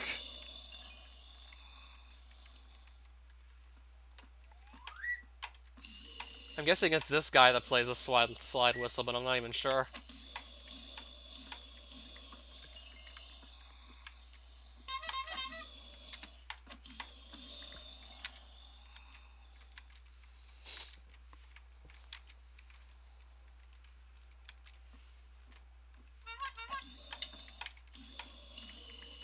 Okay, so it's the guy in the light blue suit that when he hits you, you get nausea for like a couple seconds.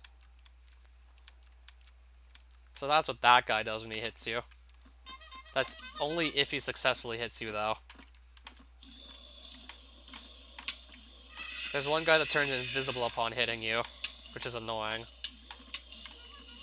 Then there's one guy that immobilizes you, too, apparently, when you get hit.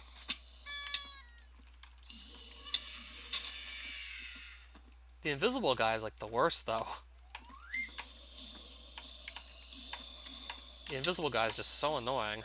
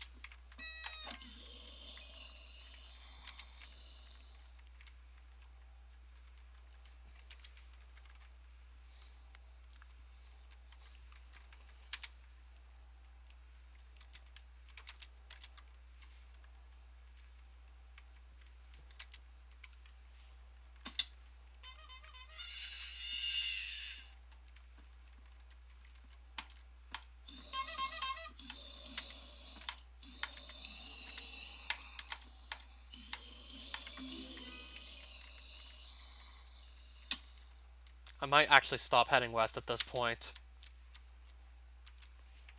I might just pick another direction to go in instead. Oh, what's that? I'm gonna guess maybe that's some sort of a... Let me see what that is. I know there's a boss platform you can find. I'm gonna guess maybe that's it. I'm guessing that's the boss platform. And another Lotto Man structure, too.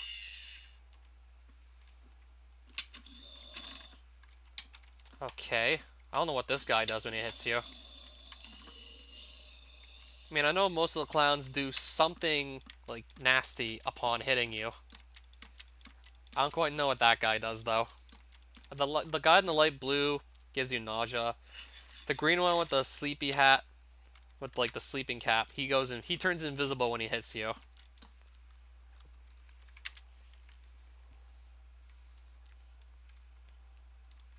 There's also, like, one that makes you blind upon touching you. It's not that guy. I don't know. I also don't know what this guy does when he hits you. Okay, that guy sends you flying in the air when he hits you. Like, the one in the dark blue makes you get sent flying high in the air when he touches you. So that right there definitely looks like it could easily be the boss platform. Let me just get a closer look and see. I'm pretty sure we're looking at it now. Yeah, that looks like a boss altar of some sort.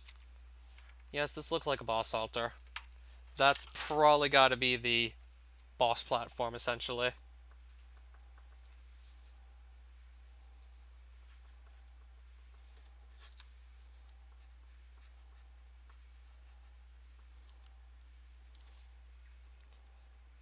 I guess I can afford to come all this way out just to find a boss altar.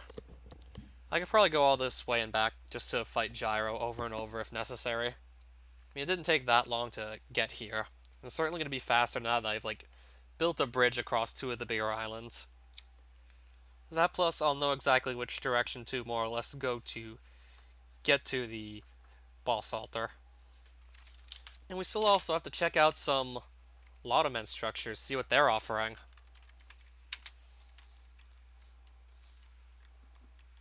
Oh, crap. Uh-oh. That's not good. Actually, I have to share my platform with this guy. On second thought, maybe not. Yeah, Rosadon saved me there, basically.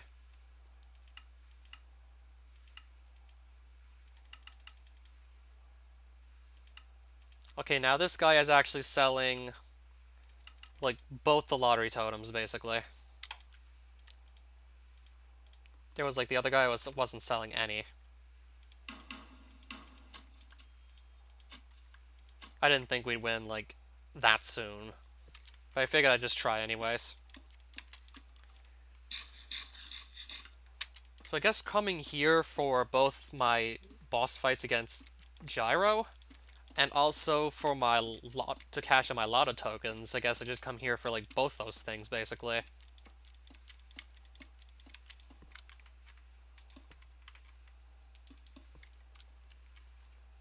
Actually, no, this guy, I probably should keep him around.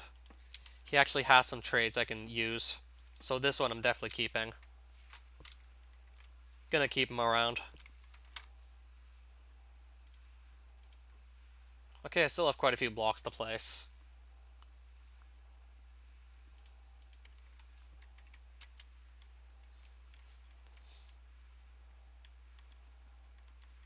So where was the other Lotto Land platform? Probably wasn't far from here. Alright, now, where was it? I know I saw this one. Now I'm trying to spot the other one.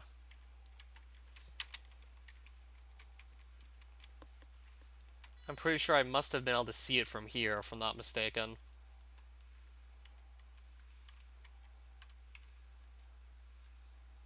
Okay, I thought so.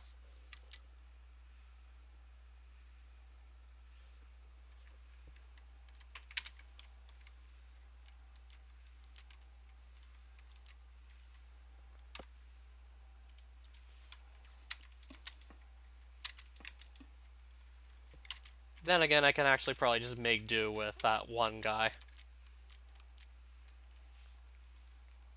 I'm gonna guess that might be another toy merchant I'm just seeing off in the distance. No need to really get any closer at this point. No need to really go there.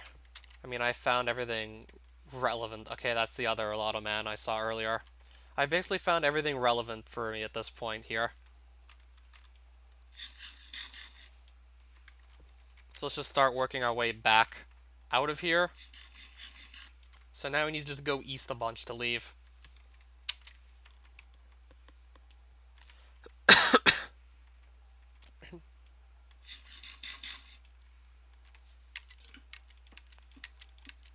You just use people to get what you want, and if they don't have what you want, you murder them. I only killed like one other Lotto Man that didn't have any useful traits. Only did this one other time. At least like on purpose. Like a few NPCs did die over the course of the series because of my mercurial armor exploding. And the explosion radius was able to kill them.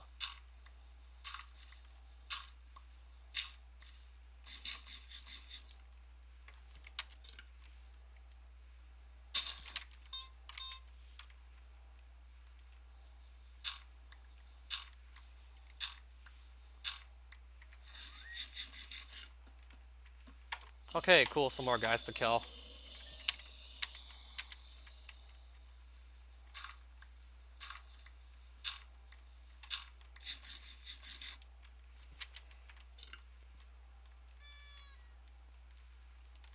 Because I still need to just save up on circus coins to get, like, the show staff. At the very least, I want to be able to start with that.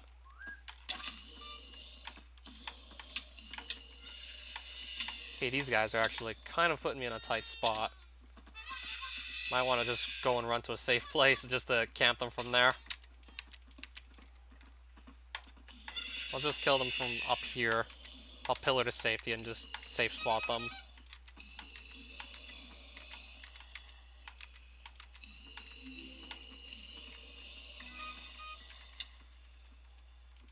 I'm not even sure what's going on here. This guy's invisible and he's still just hitting me. So I'm probably just going to run from there most likely and I'll just keep running from there, basically.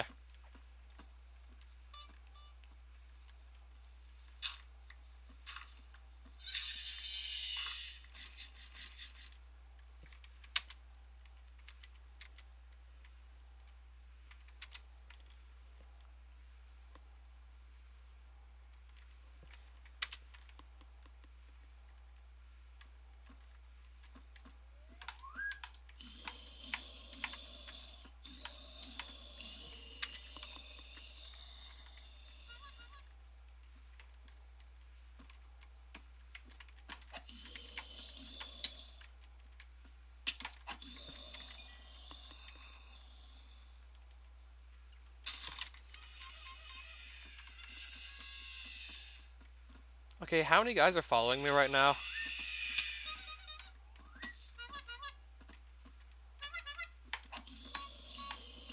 Quite a few of them, apparently.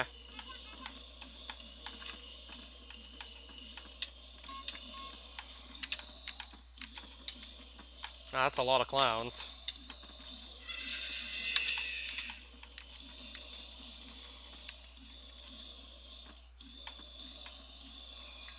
Okay, now they're all gone, basically.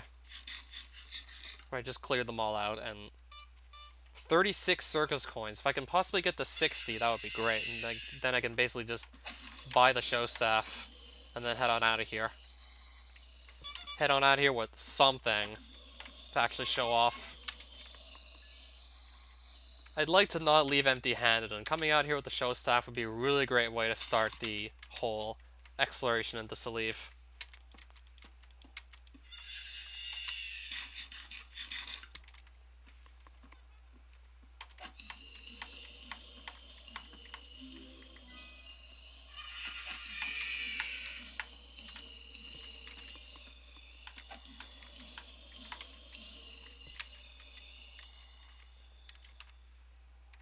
Okay, I have like 10 tokens so far, apparently.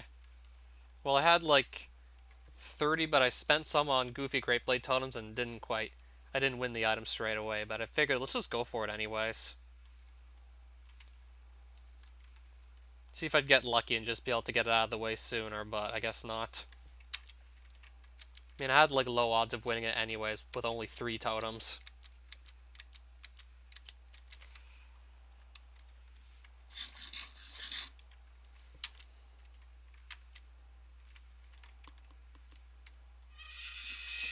Oh.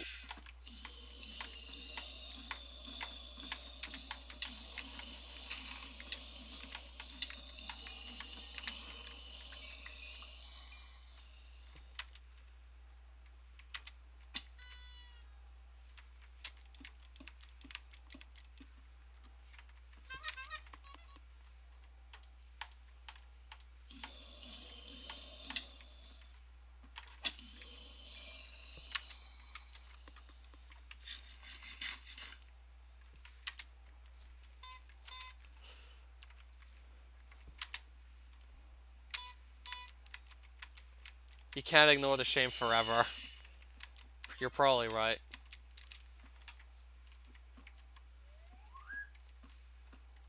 I don't even know what's creeping up behind me, so I'm going to just actually not even bother staying there.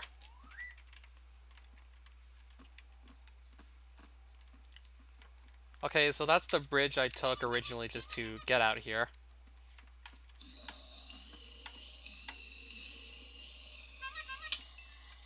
There's another guy that just became invisible somehow. Again, I'll just safe spot up here. Can I actually kill him or not? Can't quite seem to touch him. So I'm not going to bother with that, I'm just going to continue leaving, basically. Continue just making my way out of here.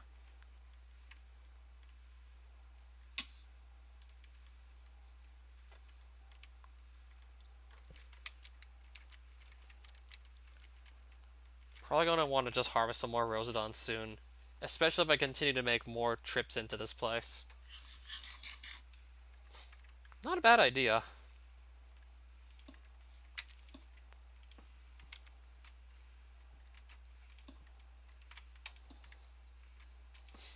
Now let's just connect these bridges, I guess.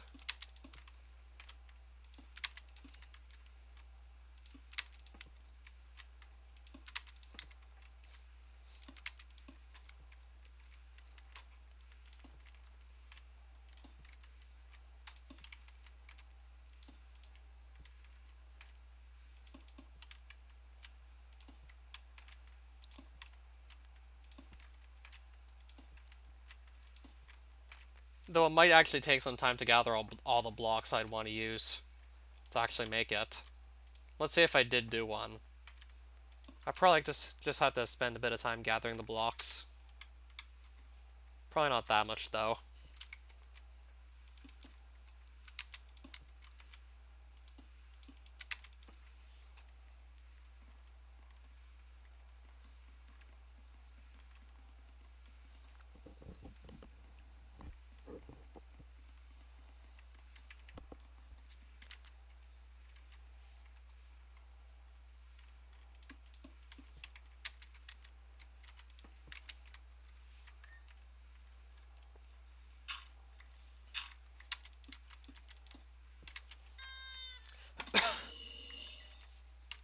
I have 40 circus coins. I still need 20 more before I can get the show staff. Probably gonna stay until I do have all those, most likely.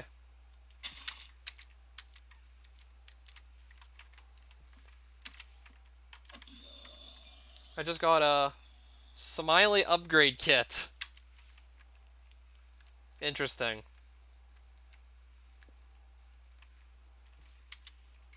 So that's the toy merchant, but still not quite done yet with what I'm trying to do. Still have to get about, like, yeah, 20 more tokens before I'm ready to really just get the show staff and then head on out. I'm likely to stick around till I just get all those tokens.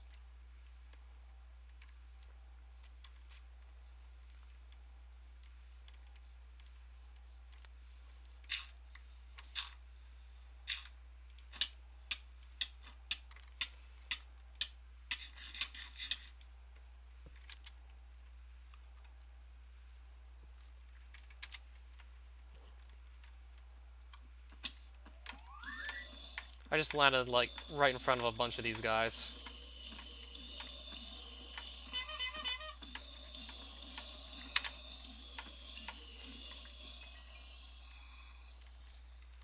I have 42 of these coins.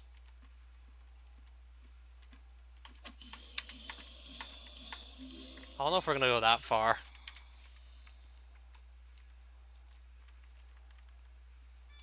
Probably shouldn't be too hard to make, like, a nice sculpture.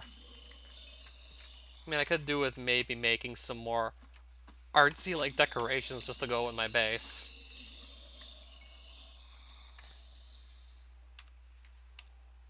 Actually, no, I don't want to leave because I'd like to get the show staff, since I'm actually fairly close to getting it.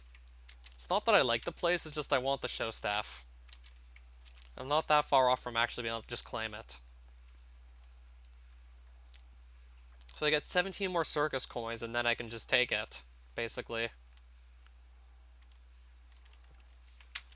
Well, not take it, but buy it. If I could just take it, that would be much more ideal, but... Of course, you gotta actually be able to earn it, because it's that powerful of a weapon.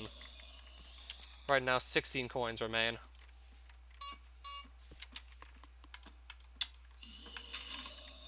Still don't know what this guy does upon hitting you. And at least this way, I'm also going to get more lottery tokens, which is also nice.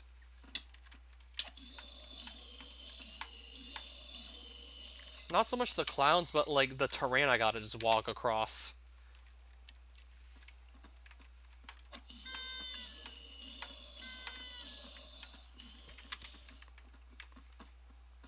Like, this is just some of the most obnoxious terrain to try and just travel across.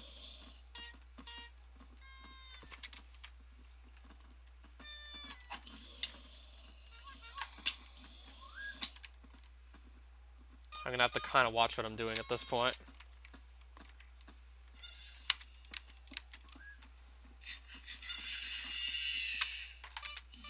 I'll just safe spot them again before it gets like too bad.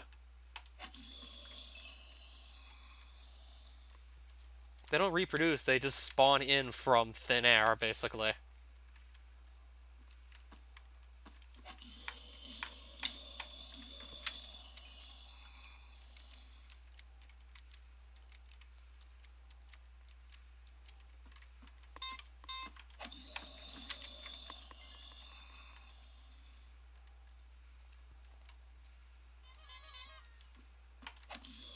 At least this is a fairly flat stretch of land to just kill these guys. Probably gonna place some water down just to get rid of a bunch of the plants, so it's even easier to just swing my weapons at these guys. Let's just get rid of a bunch of these plants, so it's just easier to see, basically, everything here.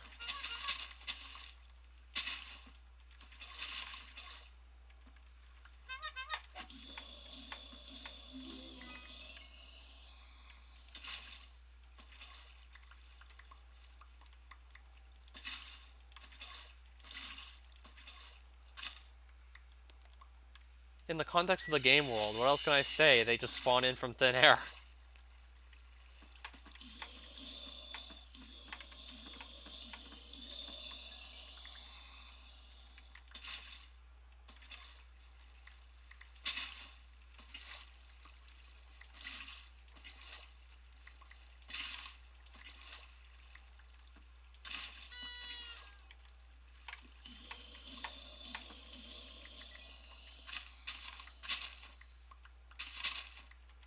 Right now, these plants are literally scattered all over the floor because of all the water I've been placing, basically.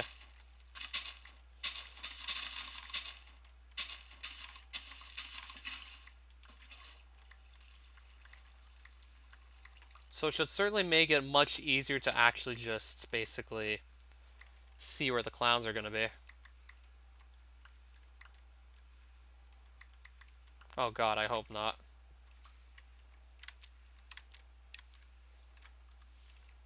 Hey babe, you got such a cute red nose. Do me.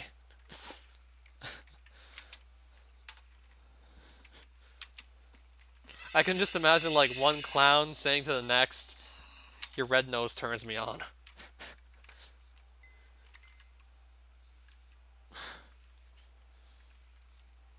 Yeah, that would be pretty fucking weird. Speaking of which, where are more of these guys? I mean, I gotta continue on the hunt just so I can get that show staff. I mean, there's one here. I'll just quickly get him. Like, I just want to get this show staff.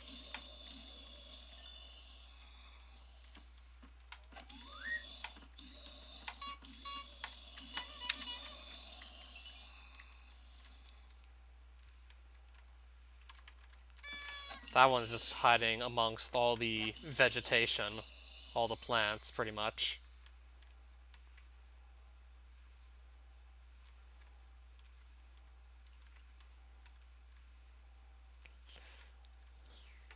Yeah, if anyone's deathly afraid of clowns, I am so sorry.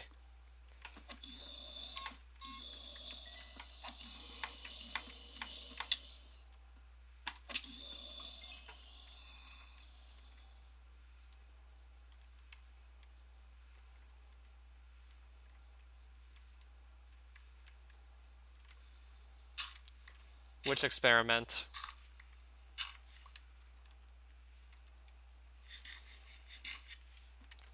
Something about defying gravity? Let me see.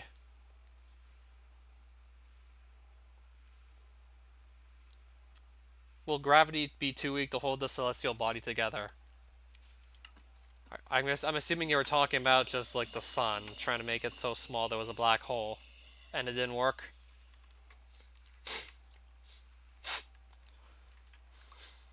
Actually, no, he's playing a game called like Sandbox Universe 2, or like Universe Sandbox 2.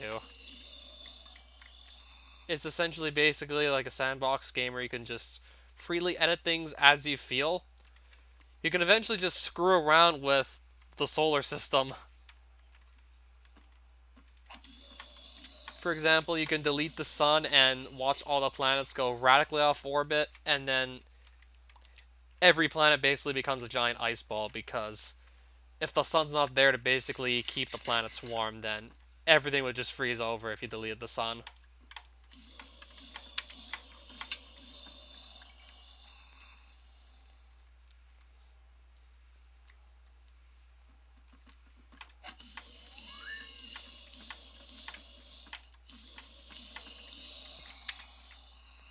Alright, so 6 more circus coins and then I get my show staff.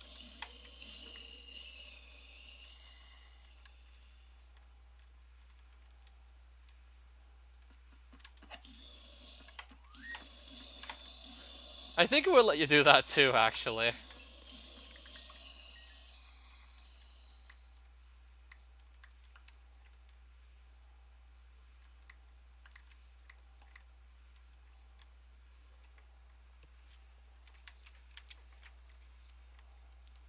As soon as I can find a couple more clowns to kill. Ideally, hopefully they all just drop like circus coins, like 4 in a row, but they don't always drop them. So I certainly must have killed like way more than 60 clowns at this point just to rack up the circus coins I do have. They don't drop them every single time, but they're fairly common still, circus coins. I think they drop like one at a time though from most of the mobs, basically. Now, 2 more left to get.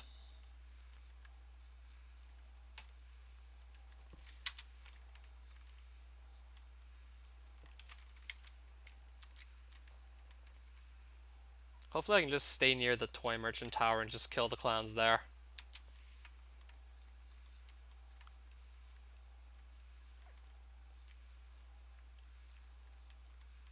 Because I'm basically 2 coins away from just buying a show staff at this point.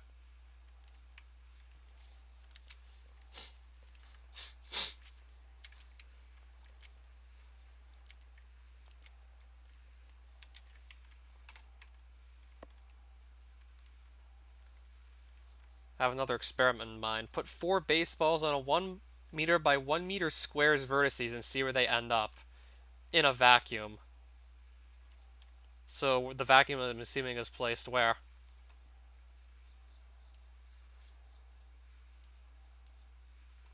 Oh, edgy, what is Carpenter Brut?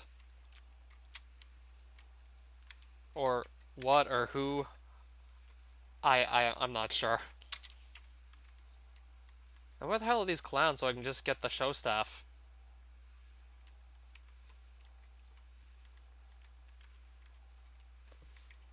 Never heard of them? I'd have to probably check them out. Probably doesn't sound too abnormal, from what I can imagine. Okay, one more circus coin left to get, and then I can just buy my show staff. But these clowns aren't really in the mood for just spawning in, apparently.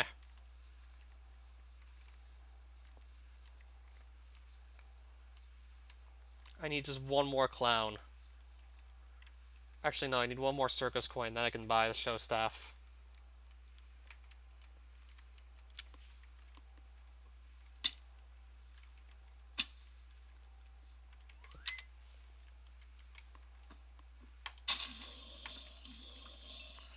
Okay, I need to kill another one then.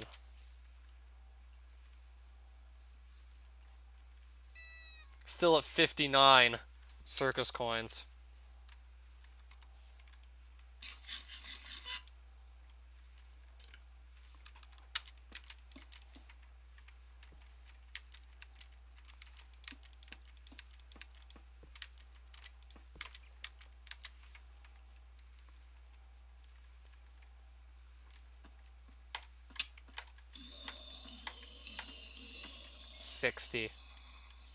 $60 circus coins. Now let's get our show staff and then leave.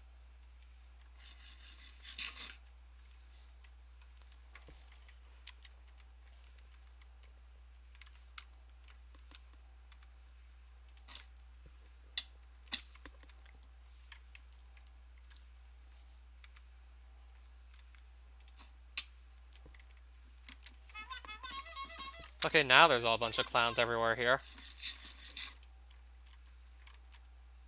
Oh, so there's the toy merchant. Let's buy ourselves the show staff. Guaranteed fun all day long. Yeah, the show staff's gonna be real fun to use. I can assure you that much. Now let's just leave. We got our show staff, now we leave, basically.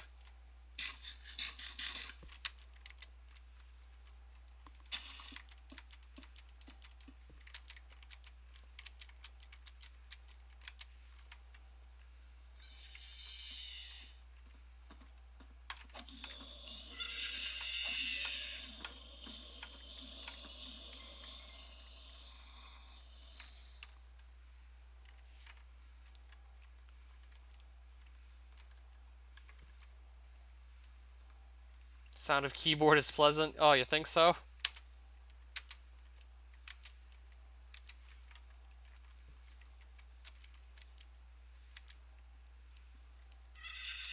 I mean, aren't games typically made to be fun anyways?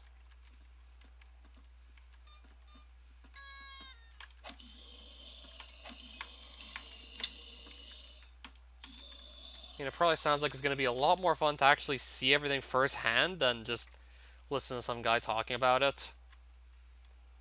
And just doing, like, exercises and rote memorization.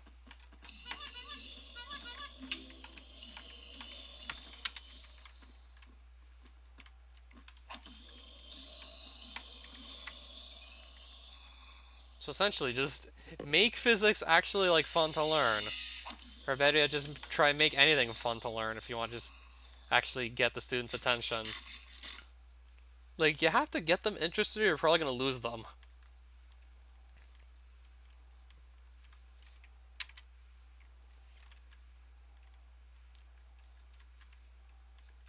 Okay, so this should lead towards that weird tiny bridge I made that will lead to my portal that lets me leave. I'm probably going to be able to see it soon. Yep. Down there is my portal. That's my portal down there that I'm supposed to go in to leave Selev. That's how I'm supposed to get out of here, in case you were wondering. That's my one way out of Selev. That portal.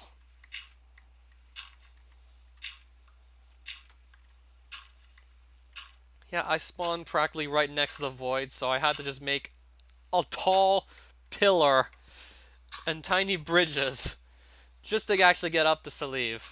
Just to get up to the main island so I could actually explore the place.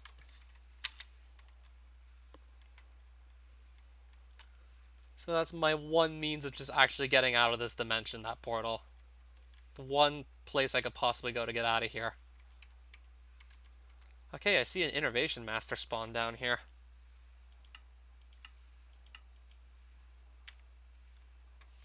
Unfortunately, still, no, not for a while. Innovation Master. I'm gonna kind of just put myself a wall here just to make spawning in Salive a bit safer. Since I'm very close to the actual void. I'm gonna kind of just wall this off just to make standing here safer.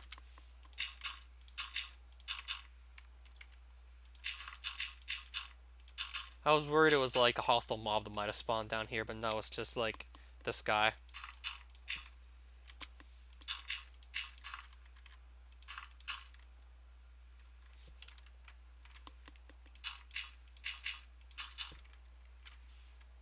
I think I can actually buy it right now if I have the Lunar coins, but I know I can't equip it without the innervation. Just gonna make the platform with the portal on it significantly safer. Right, so we got the show staff. Damage increased with more enemies in the group. And yes, in certain situations this can be extremely powerful.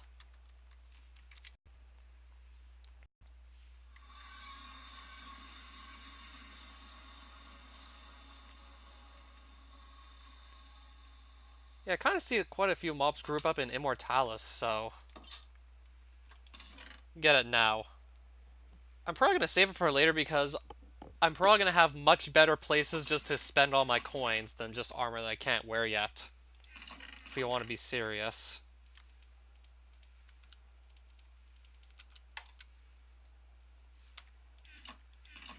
So I'm still probably going to wait until much later to actually buy it. Most likely.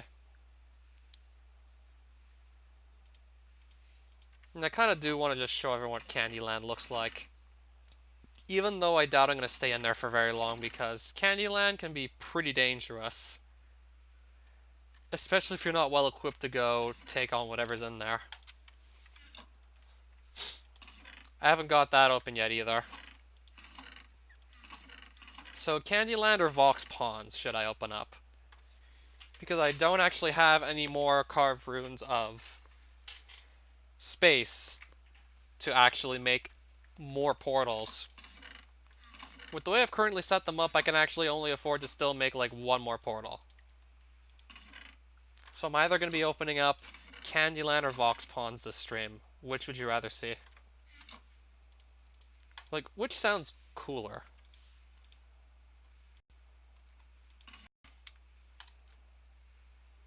Whatever the more dangerous one is. They're both pretty deadly from what I remembered hearing. They're both deadly. Vox Pawns, you're restricted to a very specific armor set until you can get yourself a face mask. Candyland has some really powerful range mobs with explosive damage, so those two are bound to leave you in bad shape unless you're well equipped to deal with them.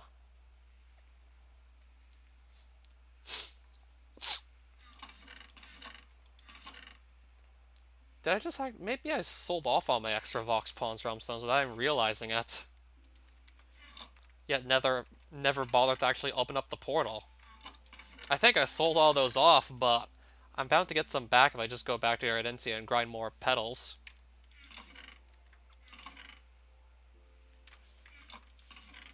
Well, I guess I can open up a portal to Candyland for now.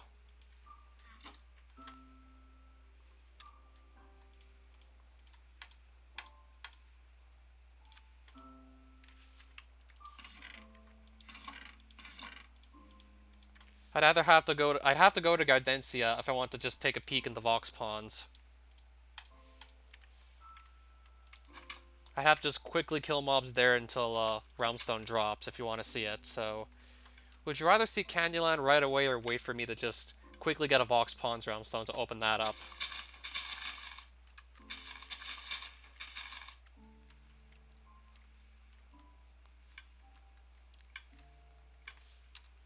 I think I'll just put the Show Staff away for now. Or maybe I'll keep it since... Let's see if I can maybe attract a group of large mobs in Gardentia and kind of just go hog wild with the Show Staff. Or we'll just open up Candyland, I guess, first. Then maybe later, once I also get more carved runes to build more portals, Candyland we'll see then after. And then I can probably also reopen a portal to Ancient Cavern, though. Not gonna have much reason to really go there. Because I still need 70 Augury to even start fighting the bosses there, basically. So Ancient Cavern is still basically off limits for me for a while.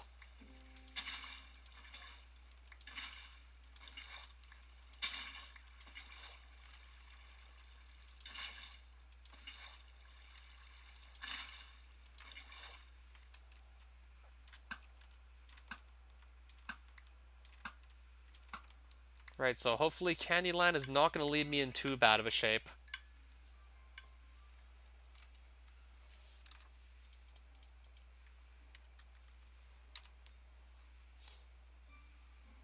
Alright, so let's just go for it, basically.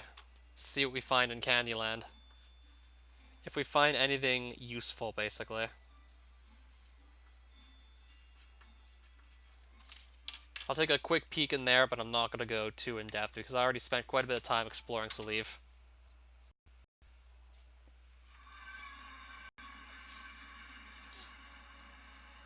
Could start with going north, perhaps. The liquid here is incredibly sticky.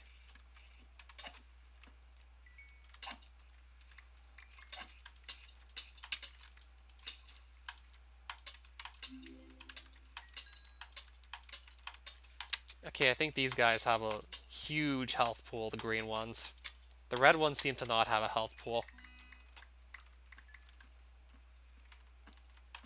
Yeah, mobs are basically already coming to me, and I've barely even set foot in here.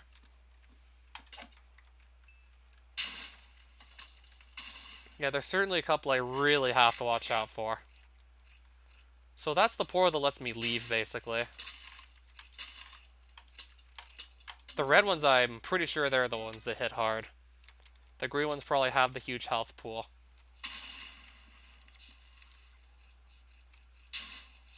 Okay, I know these guys hit very hard, so I'm just trying to be really careful with them. Like the cherry blasters, I know they hit pretty damn hard. So I'm trying to make sure that doesn't become an issue. Okay, their attacks can't seem to pass through lollipops. Like, the lollipops seem to just be blocking their shots entirely, which is good. Something to hide behind in case they're about to just kill me. Looks like two guys killing each other. I guess I'll go west a bit and see what we find. Cane bugs. Yeah, funny thing is I have 55 Hunter, and these require 55 Hunter to kill.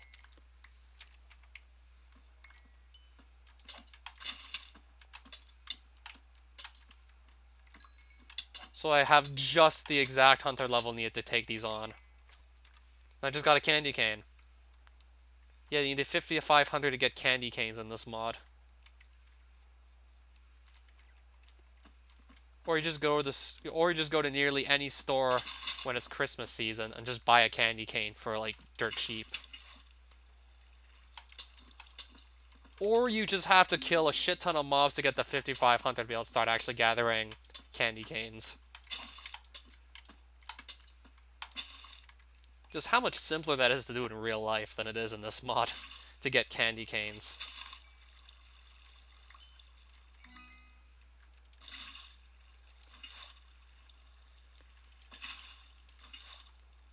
You can basically become a demigod in this mod with all the cool equipment, weapons on armor, and magic you can learn, but You actually have to go through quite a bit of hunter training just to be able to gather candy canes.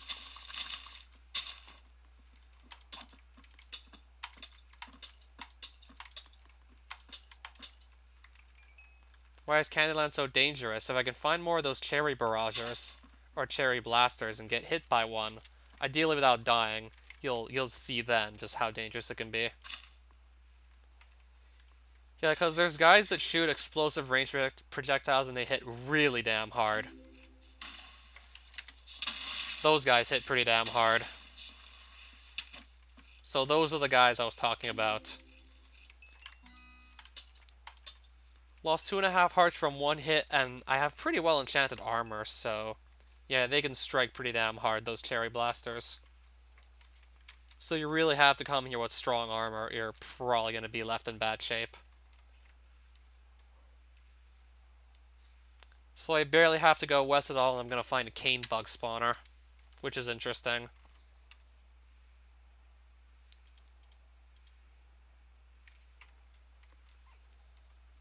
Two and a half hearts with like full armor with a bunch of good enchantments on it too. And I think there's like another variant of the cherry blaster that's rare, but it hits even harder and shoots projectiles even faster.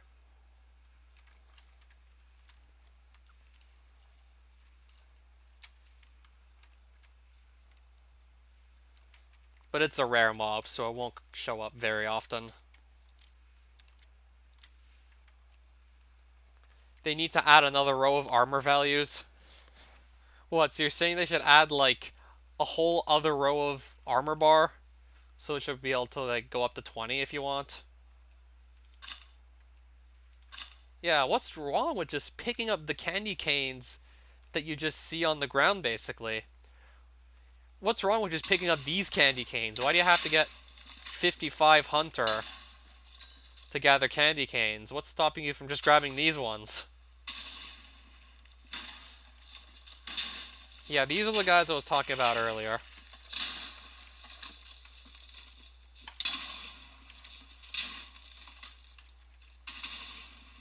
At least I think I can hide here and be safe. Oh, maybe not. Looking for a good place to hide.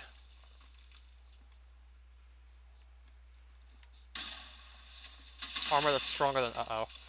Okay, I'm not being given anywhere to run. It also doesn't help that I'm being slowed down because of the water I'm running in. Was barely able to... Nope, didn't even get away. Nope, had nowhere to hide. I just lost 41 levels, too. Yep, literally nowhere to hide from those guys. They just would not stop attacking me. Yeah, the assault just practically never ended. There was basically just nowhere to run and hide. So I'm gonna actually bring a bunch of my best runes to prevent that from happening again. And I'll grab my stuff back wherever I died. If I have to just spam Nature and Kaiju Staff, I'll do that before I get back to my stuff, that is.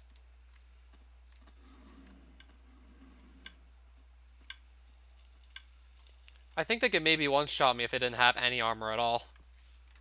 So I need to run west for the most part to get my stuff back. Maybe I'll just simply head west. Yeah, the water slowing me down really didn't help. Even more so the fact that they just did not leave me alone until I died. Like, I practically had no place to hide from them. Like, that's what basically really sealed the deal, that I couldn't even hide from them.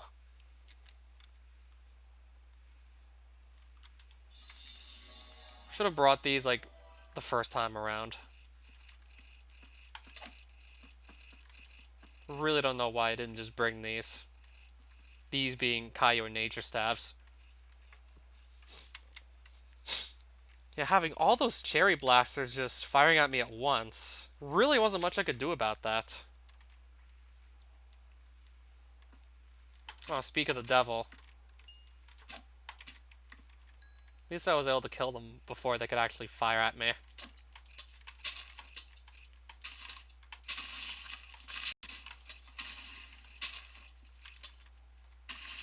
Yeah, it's even worse when you have multiple of them attacking you at once. That's when it gets really hard to just defend yourself against them. When multiple of these just attack you at once.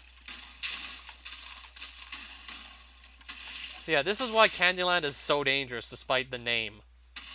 Sounds like you're gonna have a great time out here. But no, you're gonna have a really bad time here if you're not well equipped to fight these. You're gonna have a horrible time out here. Oh look, something else that's really powerful is now shooting at me. Oh, this guy hits even harder. This guy hits even harder than the cherry blasters, if you could believe it. But at least he has only 1 point of health, so anything that hits him just kills him outright. See, it really is that dangerous to come out here. What's shooting at me? I don't even know what's shooting at me now. It's probably just more of these guys. Not even sure where I died. Why did I not bring a bow? Better yet, why did I not bring food?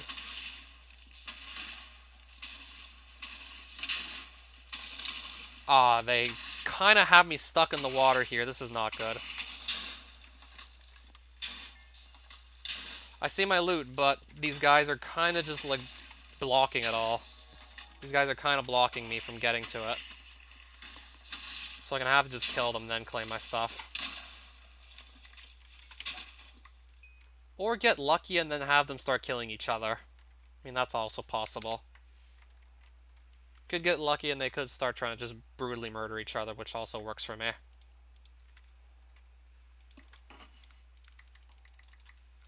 So let's put some stuff away. And I'll probably look at more of it later, most likely. I'm still being, like, brutally attacked by stuff. Still being shot at from God knows where, and being taken out for a lot of my health. It's not like I can really hide anywhere to figure out what I want to put away. So I just have to put stuff away, and quickly. Just have to take everything and get the hell out of here, basically. Or at least figure out what's shooting at me.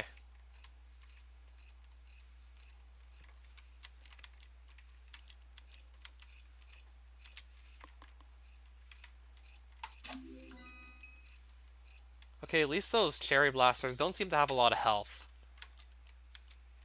They can't take that much damage, thankfully.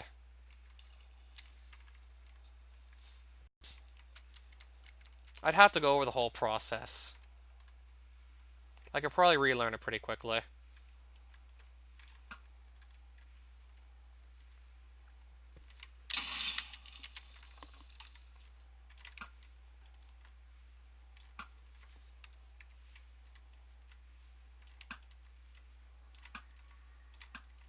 Not to mention, you need to kill these guys to eventually be able to fight this dimension's boss, and this guy's just not coming down. This guy is absolutely refusing to come down within, like, firing range. Like, he just won't come down. Okay, I still somehow hit him. But I'm not even sure where his drop could have landed. Not like I'm really in any position to try and find out either.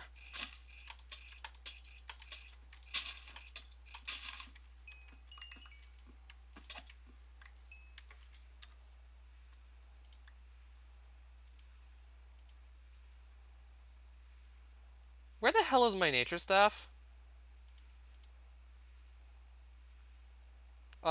Great. I don't know where my nature staff is, and I don't... Fuck.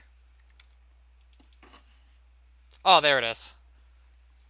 Like, I'm not, like, in a place where I can easily just sit down to go try and find my nature staff. Really not in a place where I can easily just go, like, all willy-nilly trying to find the staff. Like, you never know just what's gonna attack me from out of the blue.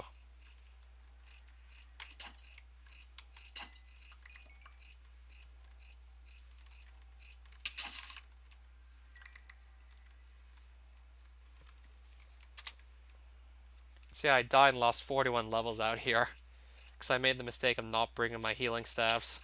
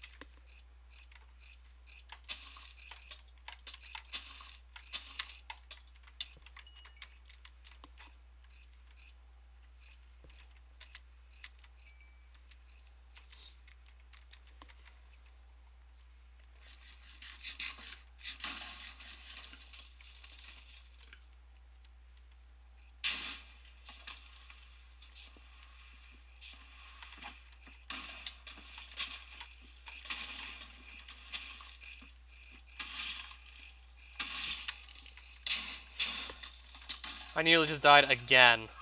How hard did that even hit me for? Got knocked to like 1 heart of health from like full almost. Like, how'd that even hit me so hard? I can't see anything in here. I really can't see.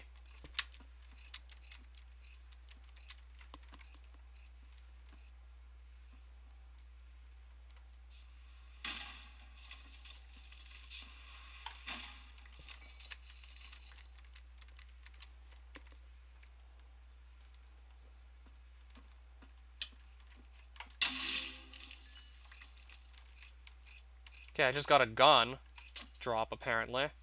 Now can I pick it up? Okay, that just hit me for half my health through all my good armor, mind you.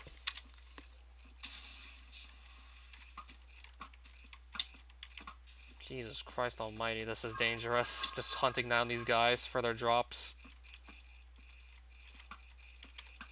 I don't know what's going to be harder, the boss, or just trying to kill all the mobs that drop all the loot you need for spawning in the guy. Yeah, this is basically just an ordinary day in Candyland. At least in this mod, anyways.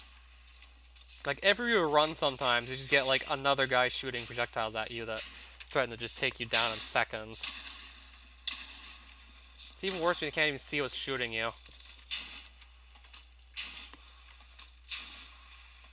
Yeah, I can't even see this one. He's threatening to just take me down. I gotta just run for it.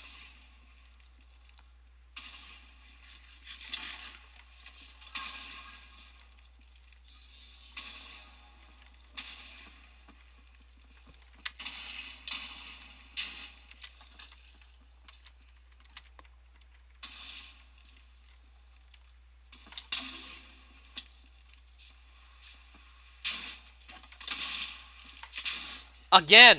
They got me again. Like, I had 8 hearts and I practically died in, like, mere seconds. Like, it's just absolutely absurd as to how fast they can just cut through your health. Very close, actually. It's absolutely absurd as to how fast they cut down your health. Even in, like, full-on enchanted armor.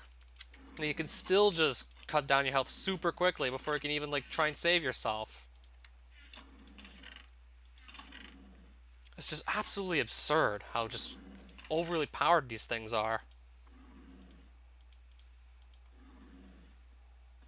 So now I need to try and get back to my stuff again, if you would excuse me. Yeah, this might be a very long and tedious process of just trying to basically just grind out all the drops I need to spawn the Candyland boss. This could take forever for all we know. So this could be a really painful and long grind.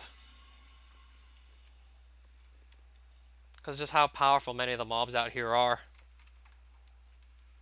So my stuff is probably being surrounded by these cherry blasters, I just know it. So where are they hiding at?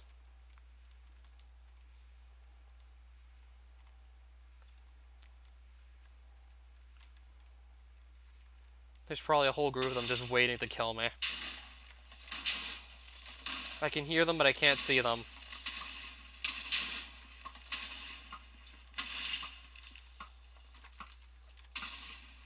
Okay, seem to be hitting one, which is good.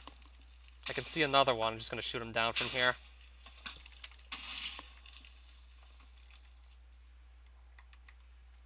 Probably just work on safely picking off all these guys.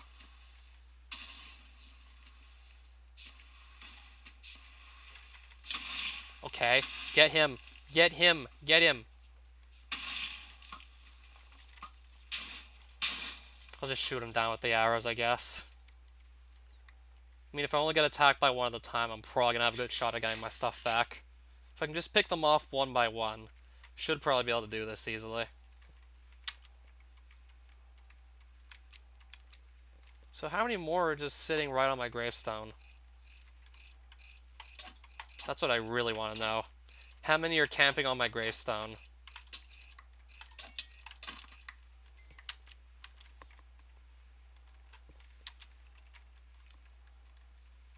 Better yet, where is my gravestone?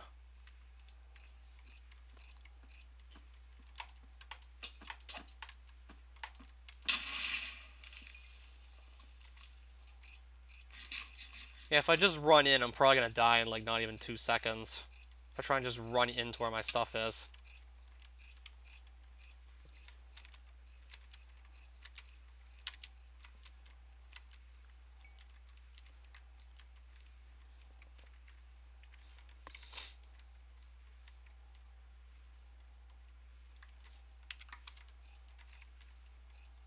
How can I pick up the rest of my stuff?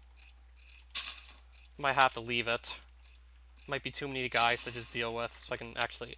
I might have to leave a bunch of my stuff. There's too many freaking guys just swarming me.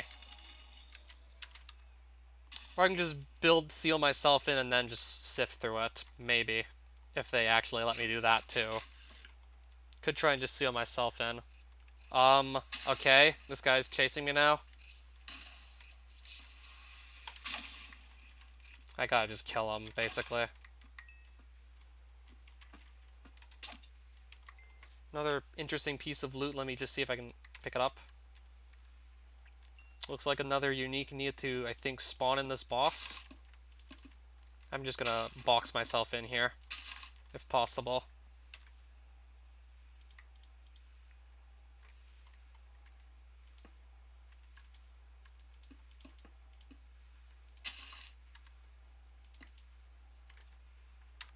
It looks like I'm actually gonna be safe.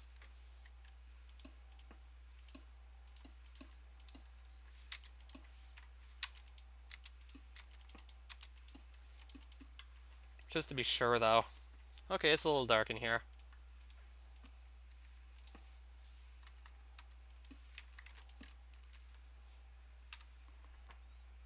Yeah, I basically have everything on me right now.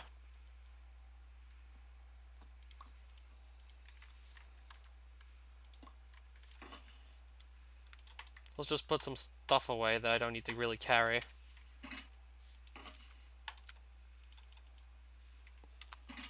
So where are my leggings actually at? I don't even know where they're at.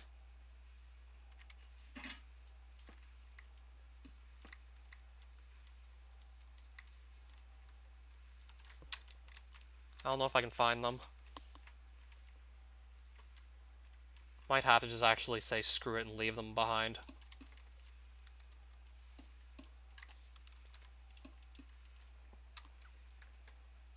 If I can't find them, I guess, oh well.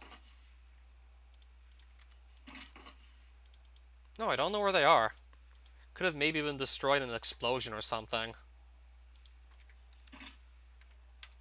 I guess I can always just replace them later if I really have to.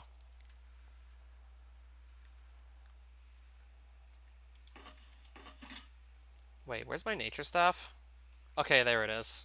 My inventory's such a mess. After having died twice, of course it would be a mess.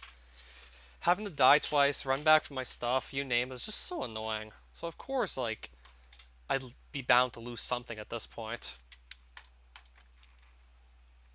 Of course, by then I'd be bound to lose something. With all the deaths I've been taking.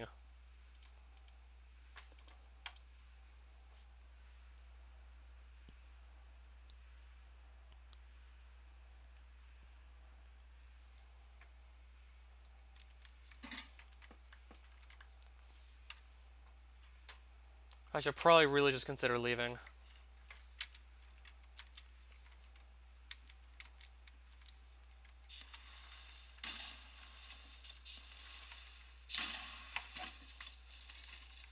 I got another of those sour pop drops from one of the cherry blasters. Interesting.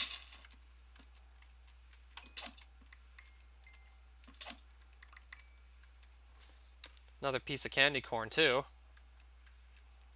I'm pretty sure, yeah, these are all drops you'll need to actually spawn in Candyland's boss, and there's like 9 different candy-themed drops you have to get. One of them requires you to have 55 Hunter. Thus meaning you need at least 55 Hunter to fight the boss in Candyland. Oh, what's this platform? I'm gonna quickly stop off here if able.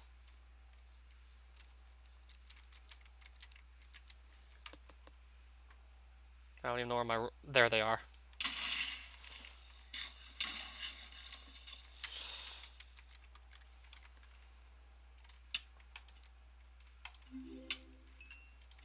That's a gingerbread bird structure, I think. Gingerbread birds.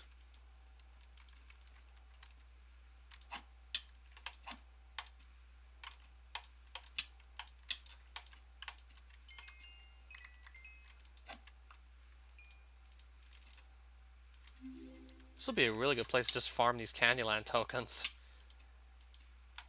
Considering how many of these can spawn at a time, this looks like a really good place to just farm the tokens. I should really just focus on getting out of here. Before I end up dead like a third time, that is.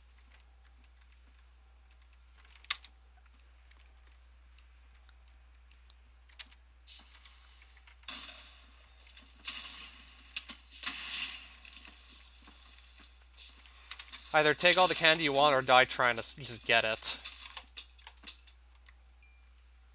Okay, so candy corn drops chocolate? How's that work?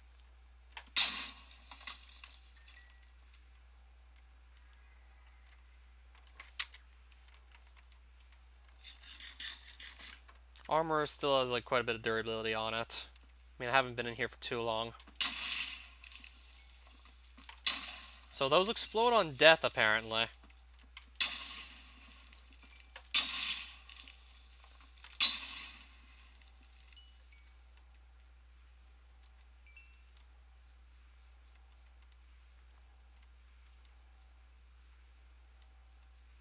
Right, so there's the exit, basically.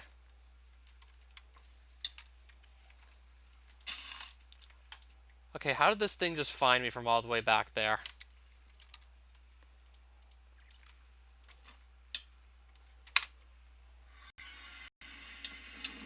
Okay. Those Cyclops are like the least of my problems, really. I died twice in Candyland, lost 41 levels on one of the deaths. And our inventory's a mess. I think we lost a pair of Wither leggings. But of all the items I could have lost, thankfully it was one of the ones that was much easier to replace. For all we know, it could have been something like the Nature or Kaya staff we lost. That would have been a much bigger setback. I'm pretty sure I can actually just craft myself another just pair of Wither leggings, no problem. Then I have to just re-enchant them, but that shouldn't be too hard.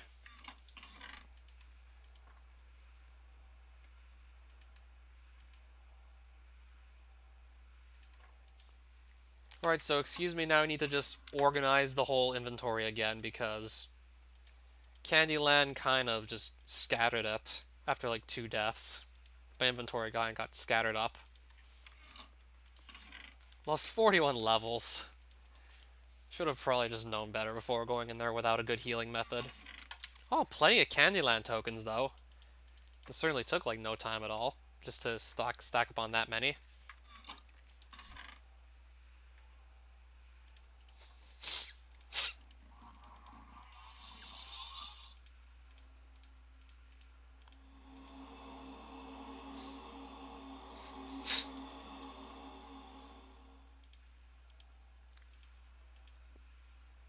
Probably gonna start making myself designated loot space for all the candy related boss spawning item drops. Because yes, I do still like I'm actually aware of a boss called Cotton Candor in Candyland. And I was actually forewarned by one of my viewers that he's one of the hardest boss fights in the mod. First things first, I know that very few weapons actually work on him, so that's already like not reassuring at all. Like, aside from certain stabs, you basically can't hurt the boss. That's already like really terrifying.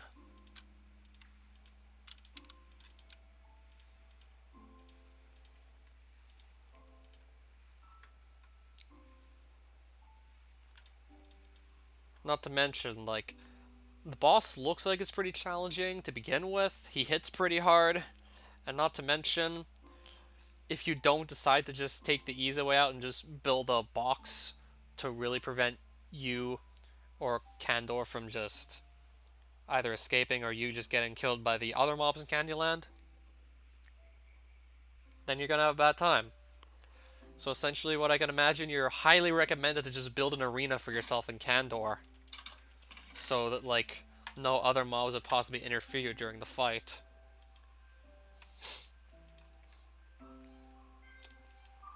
Yeah, I can imagine. I definitely want to make an arena before fighting that boss.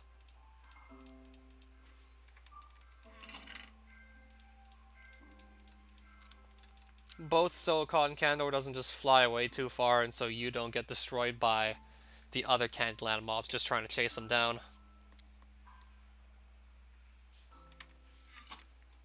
At least I'm a bit better organized right now, but even then it's still like kind of a mess.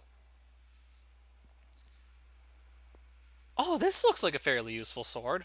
A sword that can slow down its targets. Duration increases depending on number of nearby enemies. So I'd actually have to take a closer look at what this caramel carver is exactly. Sounds like it could have some use. Slows targets, that always sounds nice. But if the duration is just like really short, if I'm using it against just one enemy at a time, then that'll probably just really limit its use for actual boss fights. So I'm assuming that the duration is probably based on like the number of enemies, and like more enemies means like longer duration of keeping something slowed down. If that's the case, then using the staff during boss fights won't be all that practical for the most part.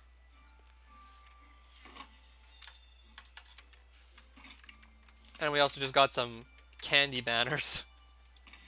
I died 2 times just to get some candy and some banners and some tokens. It was not a very good time in there.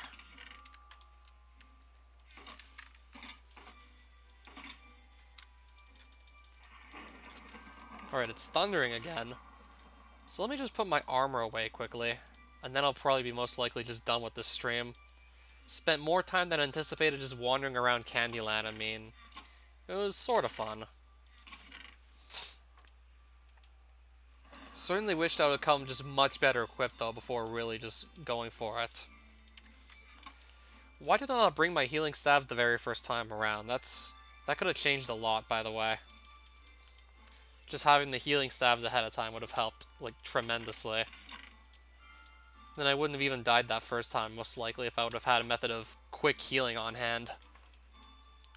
Because that's basically, like, what got me there.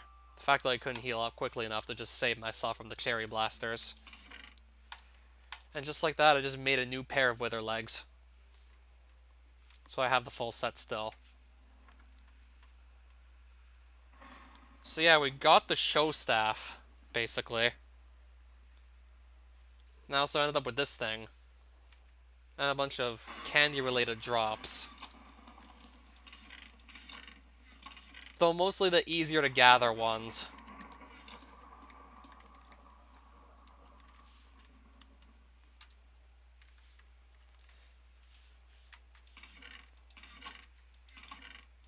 Really, so I'm gonna have to figure out, like, the best strategy to just go to Candyland with. Speed armor's nice for just running away from situations that go bad. Healing methods, I definitely have to have those on hand. I definitely have to have good healing methods. Otherwise, going there is just out of the question, basically.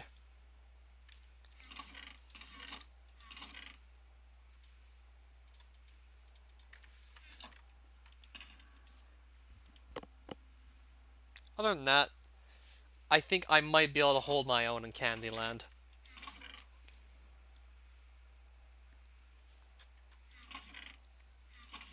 It's probably just going to be a very long time before I get everything needed to actually have even one attempt at Cotton Candor.